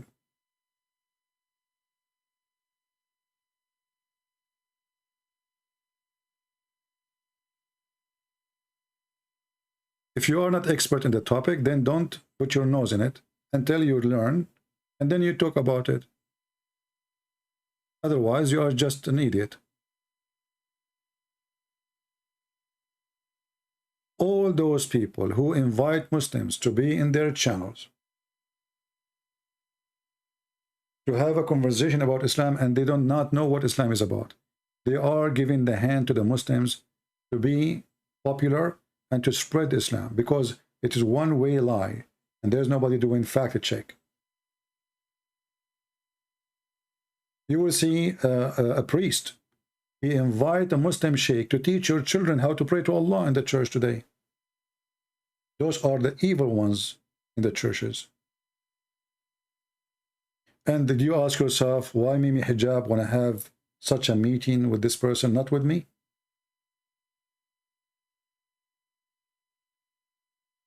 They line up to speak to the specific ones, for they will help them to get publicity. And this is the whole point. They will use you. They knew that there's no harm can come from your side. Like when this Mimi Hijab, he got Borat, you know, this Borat, this idiot. And we have them in the intro, right? Why he got Borat? He got Borat because simply he wanted to use him to fight Christianity. And at the same time, publicity. But with Borat, even though Borat is stupid, it did not go well. Borat, he said that even the Messiah is not the Messiah, so Muhammad is a liar. Borat, he says Jesus was crucified, so Muhammad is a liar. So even when they invited Borat, they invited him. I mean, this guy is an atheist. This is how low they are. They go to the point they are asking atheists to fight against people of Jesus. Can you believe it? This book was from other than God, they would have found in it many contradictions. If a book is without contradictions, that has no bearing on whether it comes from God or not. I've had phone books that are inerrant, but I certainly don't think God gave them. That we... See? And then this guy, he said to him, the Messiah, he thought he is the Messiah. He thought he is not the Messiah. He said that in front of him. Did even Mimi Hijab dare to say to him, what are you talking about? He is the Messiah. The prophet says so. He was sitting like a puppy. You think Jesus was crucified and that he really was dead and buried. He thought that he was a son of God in the sense that he was specially chosen by God. I think so. Jesus was killed. He was crucified. He was really dead and buried, is what he said. And he thought he is a son of God. So all the teaching of Islam is a lie. So they brought this guy to spread lies about Christianity. But even the foolish, they needed their help. He turned the table against them. So why you don't contact Jordan Peterson to educate him about Islam? I do not need to contact him. And I do not need to do a respectful thing. You guys are very silly. Who is this guy anyway? Why is he so important for you? If he is smart, he should not even go to an Islamic channel speak about something he do not know.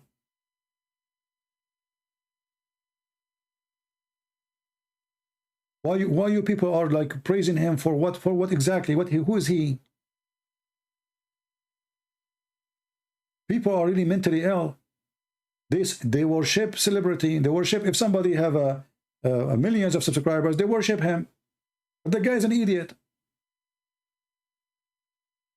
He did not say one useful sentence about Islam.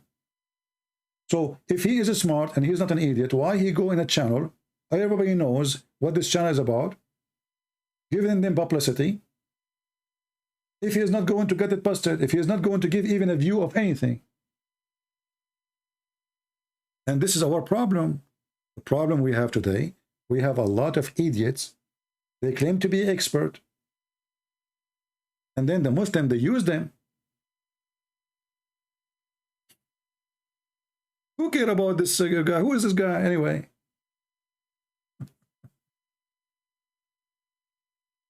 And if you do not know anything about Islam, why he's talking about Islam? And then, you know, it's embarrassment. He sounds like this guy who called me a second ago.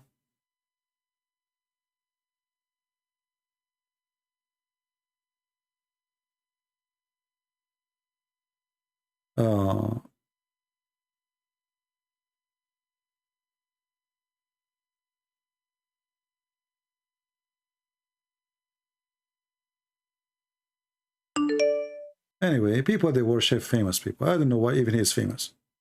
I was listening. I did not even see a smart person talking. Anyway, people worshippers. I have a story to tell you. Okay, let's see this person.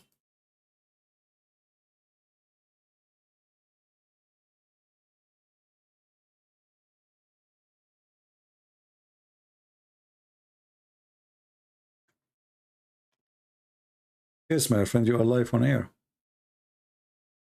Okay, speaker. I'm fine, my friend. Go ahead. Let me turn my. So you can hear me? said you used to be a Muslim? No, well, I didn't really worship God in a way. But did you become a Muslim, convert to Islam? What is the story? You said you have a story. Yes, I have a story. I was never Muslim. My family grew up as Jehovah's Witness. All right. Do you like me to put your camera on the screen, or you don't want your camera to show because your camera is on? Oh, sorry. No camera. Okay, turn it off then, please. Hold on. Let me see how to do that. Just a click and the camera sign is going to go. Okay, go ahead. Good. All right. Cool. Yeah. So my name is Lee. And I'm from New York. Okay. So how to start this? I was living like a good life. My parents grew up Jehovah's Witness. All right. And I didn't really believe in it, because when it comes to like the memorial, what they call it, it's like when you take the bread and the wine. Okay. When you go in the Jehovah's Witness area in the Kingdom Hall, you just look at it. You don't take part in it. So with me, that didn't really sit well. So when I grew up, I was like around 17, 18, I was like, you know what? I'm done with this. So my mom, my sisters, they stopped talking to me. They moved away to Connecticut while I was still living in Brooklyn, New York. Right. And I was living alone. I was homeless for a while. And I feel bad talking about it because I feel like I'm betraying my mom, but I know it's not the truth. So I got into a little bit of trouble. I did some things and I ended up in jail in Rikers Island for a while. And there I met, I was surprised at how many Muslims were in jail. Yeah. It was like so many, it was about like 80% were Muslim. The rest were either they call themselves Catholic or Christian, or they didn't have no religion. They just put no denomination on their checker box, whatever. All right. So how can I put this? I did my thing. I'm in jail now. I'm waiting to get bail. My bail was $150,000. My mom, she was trying to get the money. She was trying to sell her house to get the money and put up like what is it called? A percentage down to get me out.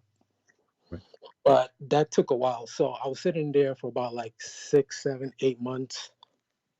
And all the time I'm seeing Muslims, and I'm in this dormitory because in Rikers, they have dormitories.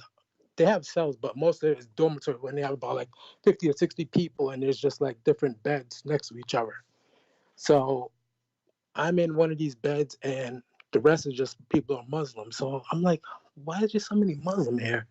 And I see how they run the prison system. And the way that they run the prison system is with, they come together, they pray.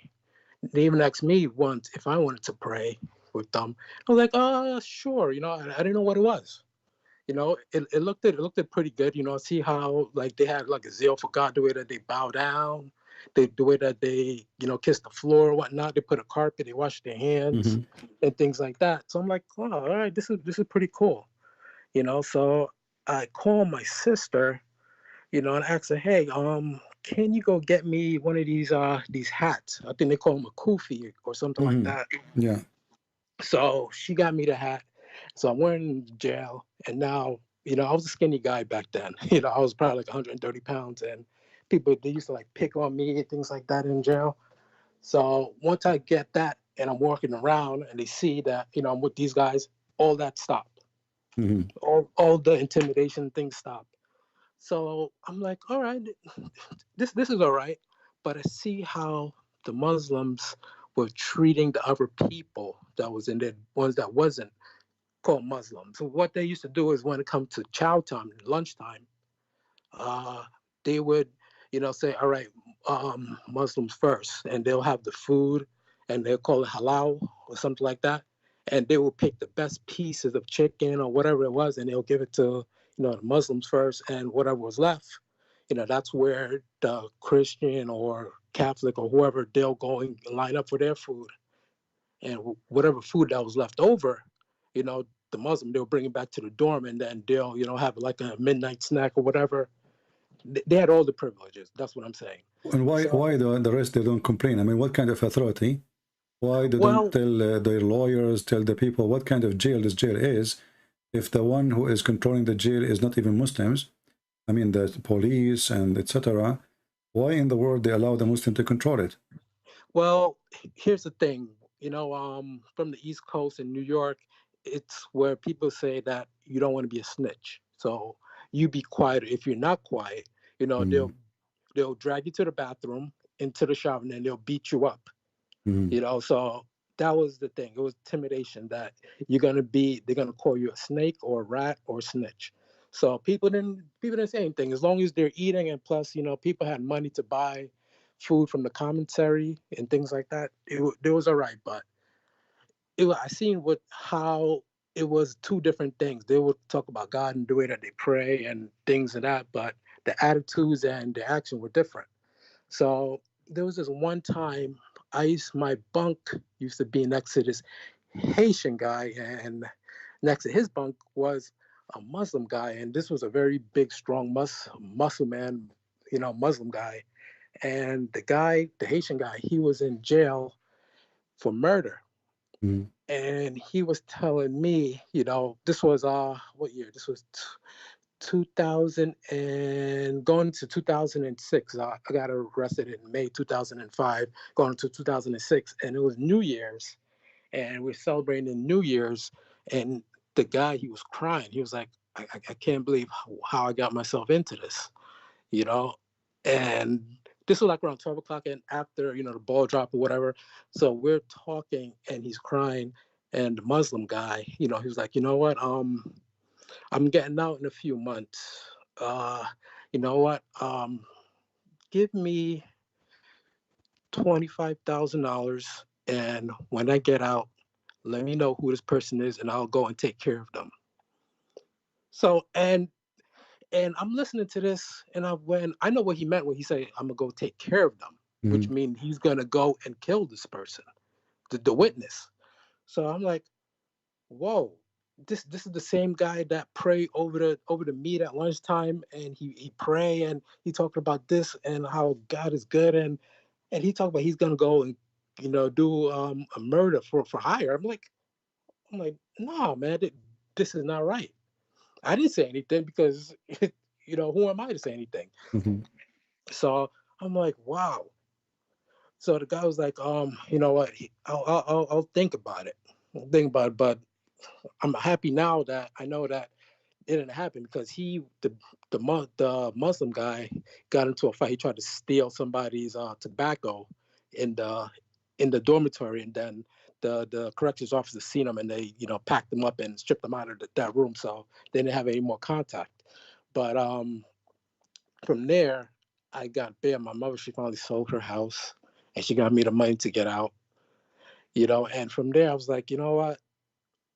This thing about Muslims, it just didn't sit well with me. Like, it just didn't. This is not God. Like, why would God would want somebody to do murder? And this the person that prays every day. Yeah, they use even the jail system, even though they are criminals, they try to use their religion as a gang system to intimidate, and at the same time to make you join them. Exactly. Yeah. Exactly. So I can see why they were saying to be part of them, because they wanted the numbers. They wanted to take over. They wanted to have things in their way in that dorm where I was at. Yeah. So I'm happy that my mother she made the bail, got me out, and I hope now you are straight. You are not doing anything wrong. So No. I'm totally straight. I'm a that's good, my friend. Because you know what, you need to remember how much your mother, she loved you. Yep. Because she did, as you said, she sold her house. Yep. Right. I mean, this is a great sacrifice, and I hope that you will buy her a house. Yeah. And you will take care of her for what she did to you. Absolutely. The greatest thing is about that, I became a Christian. I got baptized. I met my wife. We have beautiful children now. I'm successful. I'm Wonderful. a plumber. Wonderful. And the crazy thing is, I was something happened on the news, and it had to do something with Muslims. And I just typed in YouTube, false prophet, Islam, and then you came up. And this was about like maybe like 2 years ago. And from then I couldn't stop watching the videos and learn about it. And I work in Harlem, New York. And this is where like they have it's almost like a Mecca where they have, you know, Islam and Muslims and mosque everywhere. So I'm there at the job site. I'm talking to people, you know, I'm talking to Muslims, and I'm showing them, you know, how you're teaching. I'm taking notes, and I'm doing so many things to show them. And you know, a lot of people are saying, yeah, but this, but that. And the biggest thing what they can't give an answer is Jesus. Like, how did Jesus die when the Quran said that he didn't die? And it's a big contradiction from the Bible to the Quran, and they can't explain that, you know. And from there, I was like, you know, this is just one big, it's a scam. Exactly, you know, it is. Scam. It is. They use the names. You see, it's like Jehovah's Witnesses. They use the Bible. They change just a few letters, a few words, but they change the whole belief. You know. So Islam is the same. In order to be approved, in order to, if I want to come to your house and I'm a thief, and I want to get in your house without making myself breaking a window, so what I will do, I will wear a uniform of the cable company. I knock at the door, and even I will hang a badge. And I will say, I'm from the cable company, you know, we are installing new cable, you know, to upgrade. You open the door for them, they get in, and this is exactly what Islam is. Muhammad, he needed a uniform. The uniform is Abraham. Yes. Jesus, Moses, you know, this is a uniform. The same when he spoke to the Sabian. With the Sabian, he's a Sabian. With the Christian, he's a Christian. With the Jews, he's a Jew. With the pagan Arab, he's a pagan Arab like them. You know? Yeah. So he's a scam, and that's what what scam do. They don't have an opinion. They don't have a color. They don't have like, what do you like? Do you like to wear a blue suit or white suit? If you are, he's not sure what you like. You know, he will say to you. But if he feel like you like the blue suit, he will say blue suit. You know. Yeah. So he tried to find out what is your opinion, so he can come with you. And this is what the Muslims even say. They say the Prophet in the beginning, he did compromise. So he did forbid the alcohol step by step. He did this and this and step by step. What is step by step? You know, God forbid adultery. How you allow adultery? Even this one needed step by step. He come with the muta. So he is a hypocrite. He is a false man. And when he is around with the Arab who do fornication all over, he said to them, do muta. They like to drink. He said, okay, but don't go to the mosque when you are drunk, because people are making fun of us. That's what happened. He never mentioned it. And even the people, they go naked around the Kaaba. He never made a verse in the Quran saying, it's funny, stop going naked. It's funny you say that, CP, because I have a neighbor, and he's a Muslim. He's a great guy. He's a very hardworking guy. You know, he's a Muslim. And I remember last summer that I'm outside and I'm redoing my pavers. And so, you know, I came out with some few drinks. It made me a beer, so I came out with a beer. And I was like, hey, you know, here, you know, have one. It's hot outside. He was like, oh, no, I can't drink. You know, I'm a Muslim. That's the first time I realized he was a Muslim. I don't see him go anywhere, things like that. I just know he's just a nice, hardworking business owner. So when he denied, you know, the bear said, you know, he's a Muslim. I'm like, oh, okay. I'm like, huh. I have a neighbor that's a Muslim. I'm like, all right, you know. So his but you know, but the funny is, they don't drink alcohol now, and their heaven have rivers of alcohol. Hold on. Let me tell you the punchline to this. So his son got married about, you know, like 9 months ago. So I was invited to the wedding. Okay. And when I got there, it was alcohol flow for everybody. He was drinking, everybody was drinking, and that was just so contradictory. Like I was like, you know, I love him as a neighbor, but I'm like, how can this be a religion where people actually take it seriously, thinking that they're gonna go to heaven, believing in this? And the father was there. The father was drinking. The father had me a whiskey. Yes. He was drinking or not? He was drinking. Yes. So why he said to you, I don't drink? I have no idea. That's why. Hypocrite, you know, like, hypocrite. It was the moment of hypocrisy. But when he went to the party, he forgot what he told you before. Anyway, my friend, I'm happy to have you, and thank you for calling us. And we are glad for you that you are out of jail, and now you have a good life with your family. We pray for them. We pray for your children. We pray for your mother, and we say thank you for such a woman, such a lady. So she saved her son from bad future, you know. Yes. All of us, we do wrong sometime, but the best of us is the one who fight his wrong, and he repent, and he do the right thing, and he stand up and he walk again. All of us, we might fail, but the bad is to fail and to stay down there, you know. Otherwise, all of us, we do wrong. All of us, we commit sin. No one is perfect. But the glory to the Lord, he gave you a hand, and you have an experience which is going to help you in the future, so you will not be deceived by someone like your neighbor. All right? Yeah. Thank you, my friend. God Thank bless you so much, CP. Take care. Thank you. Take care. Bye.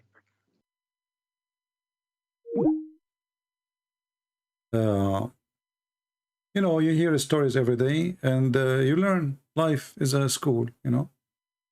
Life is a school. There's a school you go to, and there's a school that come to you. That is life. You know? This is why we say there are some people, they grow old and they get wiser. Not everybody get older and get wiser. Some people, they get be a teenage when they get old. Is somebody saying he want to talk to me one-to-one? I don't know, what does that mean? He means you want to go live? If you cannot talk live, my friend, I cannot talk to you.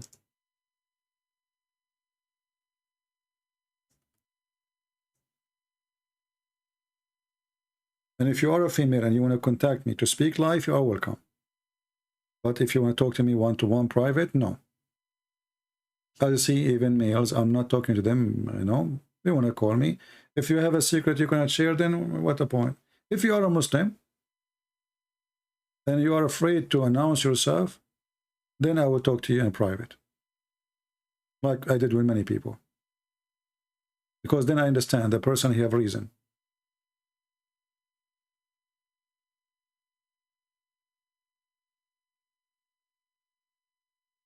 Any other one when I call? Well, I think we have enough for today. I hope you guys, you have a good time. And as you see, the Muslims, you know, you notice that the first Muslim was a pure liar, fabricator. The second one, he is a nice person, but he played dumb. Like each time the question became so embarrassing, what he play a fool. Like I do not know.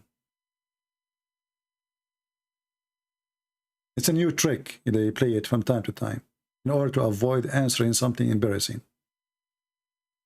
Right? Just to remind you, in the screen you see, I have a new account.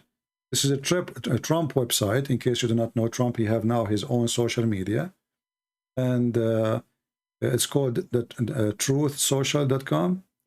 And this is my address there. You can search me and you can join me. And if you don't live in the state, well, don't worry about it. But at least, you know, it's just a way of communication. In case we lost communication somehow, as you know, they are harassing us. You know, Facebook against us, Twitter against us, YouTube against us. So there, at least those who they are in the state, they can go and check with the Christian Prince where he is now, and they can spread the news. It's just a way of communication, if you care. All right? So, and the link is down in the info. You can join us. And actually, I think for some reason, the number of people who they are joining is increasing fast. And I thought that this Trump website will not be really too much popular by now, you know. But look like it is. Let me see now. Yeah, I mean, I just made an account and there's 44 people they follow. Very good. And not many people knows about it yet. And we will use it like a Twitter, you know, post, we will go live, etc. We will start posting or verses from the Quran or from the Bible, or, you know. And I don't know if you can post the video there. I don't think so. Can you? Let's see. I'm looking right there now. I don't see anywhere it says you can post a video. No, it says extend this post, copy this post, mute conversation. Mute, I don't know what that means. Here it says media. Maybe here in the media we can load some videos. Let us check out. It says no media, so I am assuming there's a way to upload something.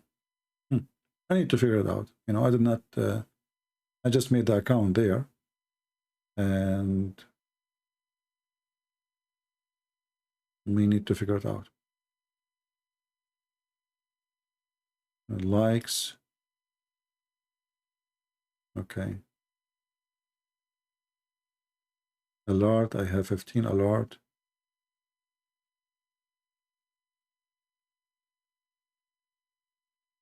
All right. Very good. It's just a way of communication. And by the way, those who ask me about this person who is named Patterson, I'm not against him. You know, I mean, maybe the guy is an even very good guy. I don't know. But what makes me upset of people is if you cannot go and do damage to a cult, then why you accept their invitation? Are you a fool? Are you trying to promote them?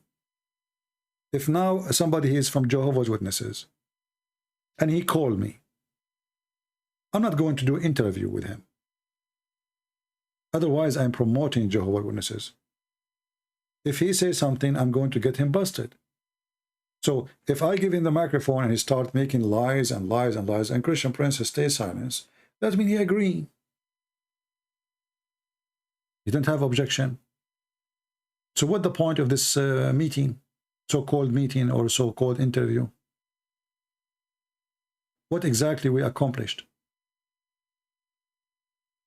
If I'm going to call a Muslim call me now, and he can say all the lies, and I say I refute none. So what's the point of allowing the Muslim to speak to thousands of Christians, lying to them? If I don't expose their lies, that means I'm promoting Islam.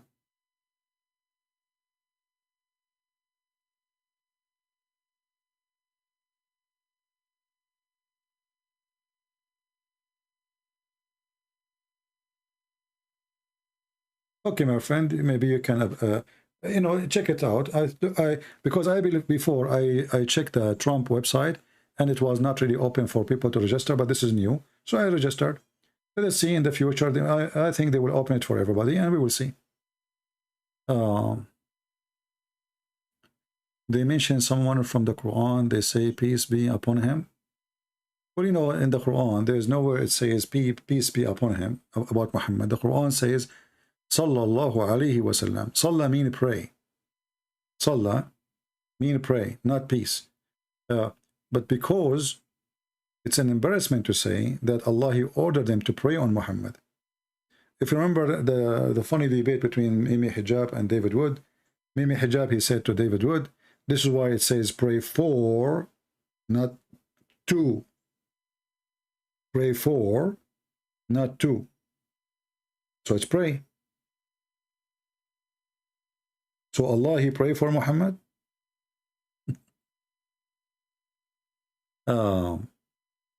Anyway, I think we have enough for today. And we did not get any call from the Christians, even though I said if you are a Christian, you can call, except one person only.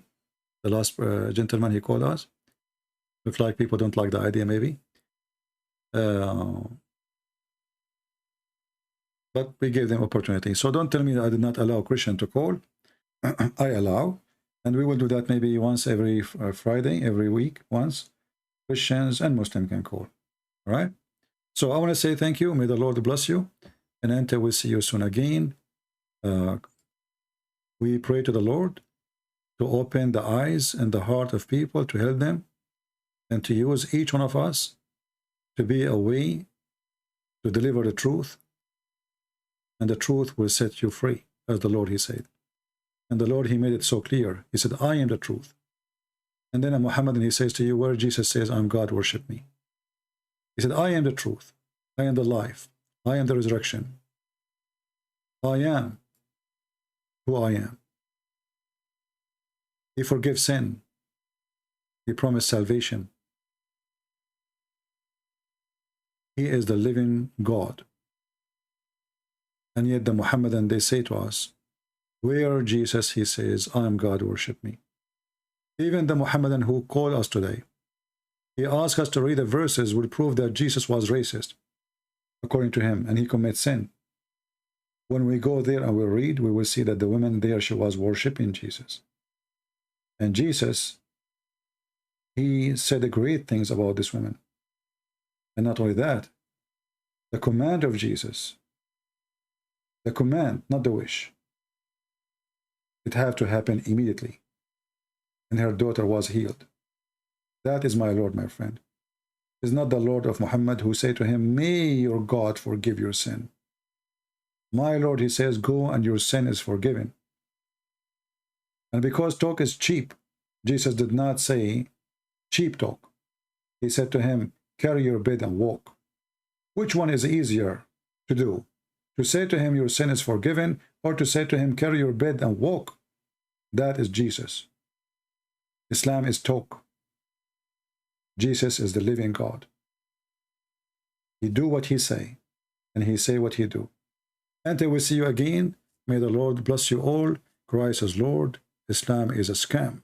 And Islam without lies dies, and we prove it every day. Take care.